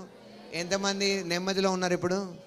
చెప్పండి, నా వలలు కెపాసిటీ పెరిగింది, నా అకౌంట్ కెపాసిటీ పెరిగింది. హల్లెలూయా, ప్రైజ్ ది లార్డ్. నేను పెద్ద వాటిని మెయింటైన్ చేస్తాను, నా బిజినెస్ పెరిగింది, పెద్ద లావాదేవీలు చేసేదానికి నేను సిద్ధంగా ఉన్నాను. In the name of Jesus, hallelujah. అన్ని విషయాల్లో మీరు గొప్ప వాటిని చేస్తారు. మరి అన్ని చేపలు వేస్తే దోణి మునిగిపోయిందా? మునగలేదు. వాళ్ళ జీవితంలో ఎప్పుడు పట్టలేదు. పట్టకపోగా పట్టాలనే కోరిక ఉందంట. ఒక పెద్ద ఎర పట్టాలనుకున్నారే, అలాంటిది దొరికిందంట ఆ రోజు. That's called catch of life. జీవితానికి సరిపడేంత పట్టారంట ఆ రోజు. అందుకనే యేసుప్రభు చెప్పగానే ఆ చేపలను వదిలేశారంట. ఎందుకంటే వాళ్ళకి లోటు కాదు, వాళ్ళకు ఒక ఆశ ఉంది, ఎవ్వరు చేయనంత చేయాలని, ఏ బిజినెస్లో రానంత లాభం రావాలని. ఆ రోజు వచ్చేసింది వాళ్ళకి. వాళ్ళు చూసి షాక్ అయ్యారు. వాళ్ళ ప్రయత్నాల వల్ల రాలేదు, ఆయన మాట చొప్పున వచ్చింది. అందుకే ఆ మాటకు లోబడి ఏం చేశారు? ఆ చేపల్ని, ఆ బోట్లను వదిలేసి వారు ఆయన వెంబడించారంట. దేవుని స్తోత్రం. చేతి థ్యాంక్స్ చెప్పండి, దేవుని చేతి థ్యాంక్స్ చెప్పండి. మొదట ఆయన రాజ్యం నీతిని వెదుకుడు, అప్పుడు అవన్నీ మీకు వస్తాయి. ఉన్న దాంట్లో కొంతమంది అంటారు, ఇది ఎంత దాచుకోవాలి, ఇదెంత దాచుకోవాలి. నేను దేవుని కోసం ఇస్తాను, దేవుని కోసం పనిచేస్తాను. బెస్ట్ సెక్యూరిటీ, సేఫ్టీ దేవునికి ఇవ్వడంలో ఉంది, సహాయం చేయడంలో ఉంది, దాచుకోవడంలో లేదు. వెదజల్లి విస్తరించిన వాళ్ళు ఉన్నారు, బిగబెట్టి నష్టపోయిన వాళ్ళు ఉన్నారు. వాక్యాన్ని యాడ్ చేయండి. మీ జీవితంలో ప్రతి పరిస్థితి వాక్యాన్ని యాడ్ చేయండి. ఒకసారి నా వైపు చూడండి. ఒకసారి నా వైపు చూడండి. ఒక విషయం చెప్పాలనిపించింది. నేను ఆపాను, మిమ్మల్ని ఏమనుకోద్దు. మీరు మంచిగా ఫ్లో అవుతున్నారు, నాకు అర్థమైపోయింది. ప్రభుతో మీరు మంచిగా ఫ్లో అవుతున్నారు, మీకు అర్థమైపోయింది. వాక్యం నాకు అర్థమైంది. మీ ఇంటికి ఎవరైనా వస్తే కనీసం మంచినీళ్ళు ఇస్తారు కదా? ఇస్తారా? ఇవ్వరా? ఒకవేళ ఇవ్వకపోతే మీరు తిట్టుకుంటారు కదా ఎవరైనా. మనం అంత ఎండకు పోతే వాళ్ళు మీ నీళ్ళు కూడా ఇవ్వలేదని తిట్టుకుంటారుగా, అంటారా లేదా? అందుకే అనిపించుకోవద్దని ఎవరో ఒకరు ఉంటారు గుర్తు చేసి, నీళ్ళు ఇచ్చావా కనీసం వాళ్ళకి అంటారు. సో మన నీళ్ళు ఇవ్వడం అనేది ఎక్కడి నుంచి వచ్చింది? మన పెద్దలు నేర్పించారు, లేకపోతే మనం ఎవరో చేస్తుంటే చూసి నేర్చుకున్నాం కదా. కానీ ఇదే విషయం బైబిల్లో ఉందని తెలుసా మీకు? ఉంది. ప్రభు ఏం చెప్పాడంటే, మీరు శిష్యుల్లో ఒకడిని, చిన్నవాడినైన వాడిని చేర్చుకొని ఒక గిన్నెడు చల్లనీళ్ళు ఇస్తే ఫలితం వృధా పోదాను. అర్థమైందా మీకు? అదే ఆ చిన్నవాడు అల్పుడు అని కాకుండా ఒక ప్రవక్త అని చేర్చుకుంటే ప్రవక్త ఫలాన్ని మీరు పొందుతారండి.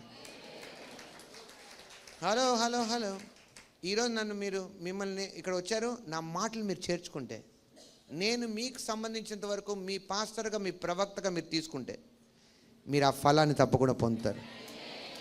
అందుకే నేను మీ దగ్గరకు వచ్చినప్పుడు కూడా కొంతమంది అడుగుతారు, సార్ ఏం తింటారండి, ఏం చేస్తారండి? నా తిండి పిచ్చి కోసం అడగట్లేదు వాళ్ళు.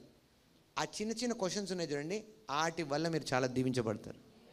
నేను నిజానికి ఎవరికి ఏం స్పెషల్ డిషెస్ చెప్పను, ఏదైనా పర్లేదంటాను. కానీ ఒక ఆలోచించి నిన్నటి వరకు మీరు మామూలుగా చేశారేమో, 2 ఉన్నాయని చెప్పాను. ఏంటంటే ఎవరిని చేర్చుకొని నీళ్ళు ఇచ్చినా వాళ్ళ ఫలం వృధా పోదు. కొంతమంది తెలియకే దేవదూతలకు ఆతిథ్యం ఇచ్చారని. ఆతిథ్యం ఇయ్యం మరవకండి అని, తిట్టుకోకండి ఇంకోసారి. అర్థమైందా? కాబట్టి గుర్తుంచుకోండి, దైవజనుడు మీ దగ్గరకు వచ్చినా మీరు వచ్చినా చేర్చుకున్నప్పుడు సామాన్యంగా చూడొద్దు. మీరు ఏ విధంగా చూస్తారో ఆ ఫలం పొందుతారని. ఎంతమంది నాతో ఉన్నారు ఈరోజు? మీరు సామాన్యంగా చూడొద్దు. కొంతమందికి చాలా కష్టము, చాలా కాలం నుంచి చూసినప్పుడు అలవాటు అయిపోతుంది. అలవాట్లు చూడకండి. ఈరోజు నా దైవజన్ ద్వారా దేవుడు నాతో మాట్లాడాడు, నా పాస్టర్ గారి ద్వారా దేవుడు నాతో మాట్లాడాడు. నాతో దేవుడు చెప్తున్నాడు, నేను ఆయన గుణాతిశయాన్ని ప్రచురపరుస్తాను. నా జీవితంలో నా కెపాసిటీ పెరిగింది, నా వలలు పిగిలిపోవు, ఇంతకుముందు ఎప్పుడూ చేయనంత లాభం నేను చేస్తానని దేవుడు నాతో మాట్లాడాడు. ఇలాంటి సీజన్లో నేనున్నాను. వ్యాపారం చేసే వాళ్ళు ప్రత్యేకంగా తీసుకోండి, రిసీవ్ చేసుకోండి. ఇవ్వడు మీరు ఎన్నడూ చూడనంత లాభాన్ని చూస్తారు. అత్యంత బలమైన గొప్పదైన మిమ్మల్ని ఆశ్చర్యపరిచేంత లాభాన్ని మీరు చూస్తారు. అట్లాంటి క్యాచ్ మీరు పడతారు. In the name of Jesus I decree and declare నేను ప్రవచిస్తున్నాను, మిమ్మల్ని కూడా ఆశ్చర్యపరిచేంత. బైబిల్లో ఉంది, వారు ఆశ్చర్యపోయారంట ఆ చేపల్ని చూసి. విస్తారమైన చేపలు పడినందున వాళ్ళు ఆశ్చర్యపోయారని ఉంది. 9వ వచనం, 9, 8? Which verse it is? ఏలైనగా 9వ వచనం, ఏలైనగా వారు పట్టిన చేపల రాశికి అతడును అతడితో కూడా ఉన్న వారును ఐ డిక్లేర్ నేను ప్రవచిస్తున్నాను, మీరు ఆశ్చర్యపోతారు, మీతో ఉన్న వాళ్ళు కూడా ఆశ్చర్యపోతారు. ఈ మాట నేను చెప్పినప్పుడు ఊరికేం మాట్లాడలేదు ఈ సంవత్సరం. ఇది వాక్యంలో ఉందా లేదా? వాక్యాన్ని చూపించాను లేదా మీకు? ఏదో చెప్పాడు అయ్యగారు, దేవుడు మనని షాక్ చేస్తాడంట, మంచిగా ఉట్టి మాటలు చెప్పి పంపిస్తాడు ఇంటికి అనద్దు. ఈసారి వాక్యం చూపించాను. లూకా 5:9 ఏం చెప్తుంది? చెప్పండి, నా కోసం పలకండి, మీకోసం పలకండి. నేను నాతో ఉన్న వాళ్ళు కూడా విస్మయం పొందేంతగా నేను దీవించబడతాను. ఆమేన్, హల్లెలూయా. అంతటి లాభం నాకు కలుగుతుంది, అంతటి గొప్పతనం నాలో కలుగుతుంది. అందుకే నేను ముందుకెళ్తున్నాను ప్రభువైన యేసు నామములో. ఇప్పుడు నేను ఆపను, 1 నిమిషం పాటు దేవునికి స్తోత్రం చెప్పండి, థ్యాంక్స్ చెప్పండి. ఈ వాక్యాన్ని బట్టి థ్యాంక్స్ చెప్పండి. కమాన్, ప్రొఫెసర్ ప్రవచించగలిగితే ప్రవచించండి, థ్యాంక్స్ చెప్తే థ్యాంక్స్ చెప్పండి. Don't stop.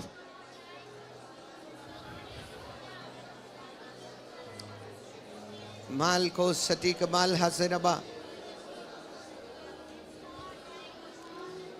In the name of Jesus, హల్లెలూయా.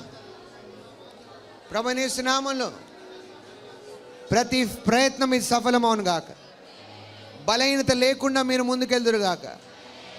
నష్టం అనే మాట లేకుండా మీరు వర్ధిల్లుదురు గాక. ముందుకి పై స్థాయికి మీరు వెళ్దురు గాక. దేవుని బట్టి ప్రవచనాత్మకమైన ప్రతి మాట మీరు పట్టుకున్నవన్నీ కూడా నెరవేర్పుగా మీలో జరిగి వాటితో మీరు యుద్ధం చేయవారుగా ఉందురు గాక. Hallelujah. In the name of Jesus. ప్రభువైన యేసు నామములో 2 దోణెలు నిండాయి అనండి. చెప్పండి, 2 దోణెలు నిండాయి. 2 దోణెలు ఏం చూపిస్తున్నాయి? ఒకటి పరిచర్య నిండుతుంది, ఇంకోటి నీ వ్యక్తిగతము నిండుతుంది. అంతగా నువ్వు దీవించబడతావు. ఆమేన్, హల్లెలూయా. నీ సొంతం నింపుకోవడానికి కాదు, నువ్వు దేవుని పని కోసం కావాల్సినంత ఇస్తావు, నీకు కూడా కావాల్సినంత ఉంటుంది. నేను ఒక ప్రశ్న అడుగుతాను, పైపులోంచి నీళ్ళు వస్తే పైప్ తడవకుండా ఉంటుందా? చెప్పండి, తడుస్తుంది కదా. మరి మీ ద్వారా దేవుడు సంపదలు ఇస్తే మీరు సంపన్నులు కాకుండా ఉంటారా? మీ ద్వారా మనుషులు మేలు పొందుతూ ఉంటే మీరు గొప్పవాళ్ళు కాకుండా ఉంటారా? Stop crying. ఏడుస్తున్నంతకాలం ఏం కాదు. చెప్పండి, నేను గొప్ప వ్యక్తిని. బయటికి వెళ్ళక మార్చదు ఈ మాట. ఇక్కడ నేను గొప్ప వ్యక్తి అని బయటికి ఏం గొప్ప, ఏం అయ్యగారు చెప్పాడు, నేను కూడా చెప్పా, నువ్వు కూడా చెప్పావా, ఏముంది నీలా? అని ఎగతాళి చేయదు. చేశారో మంచిదిగా, దూతలు వింటాయి నీ మాటలు. వాక్యంలో ఉంది, దూత ఎదుట అలాంటి మాటలు మాట్లాడదు. వెంటనే పార్సిల్ క్యాన్సిల్ అయిపోతుంది. పార్సిల్ రిలీజ్ అయి ఉంటుంది, నువ్వు ఆ మాట అనగానే వెంటనే క్యాన్సిల్ అవుతుంది. రాంగ్ అడ్రస్ అని వెనక్కి వెళ్ళిపోతుంది. చెప్పండి, నేను గొప్ప వ్యక్తిని. నేను తిరిగి జన్మించినప్పుడే గొప్ప వ్యక్తిగా జన్మించాను. అంతేకాకుండా ప్రతిరోజు నాలో గొప్పతనాన్ని దేవుడు కలుపుతున్నాడు. నేను శ్రేష్ఠత వైపుగా వెళ్తున్నాను. Hallelujah, praise the Lord, praise the Lord. ప్రభువైన యేసు నామములో ప్రార్థిస్తున్నాను. ఈ వాక్యం విన్న వారందరిలో ఆత్మీయంగా, శారీరకంగా, మానసికంగా అన్ని కోణాల్లో మేలుతో నింపబడి విస్తారంగా ఫలించి అన్ని విషయాల్లో సఫలులై సాక్ష్యంగా మీరుందరు గాక. లెక్కకు విస్తారమైన చేపలు పడినట్టుగా మీ లెక్కలు తారుమారయ్యేలాగా మీరు విస్తరించుదురు గాక.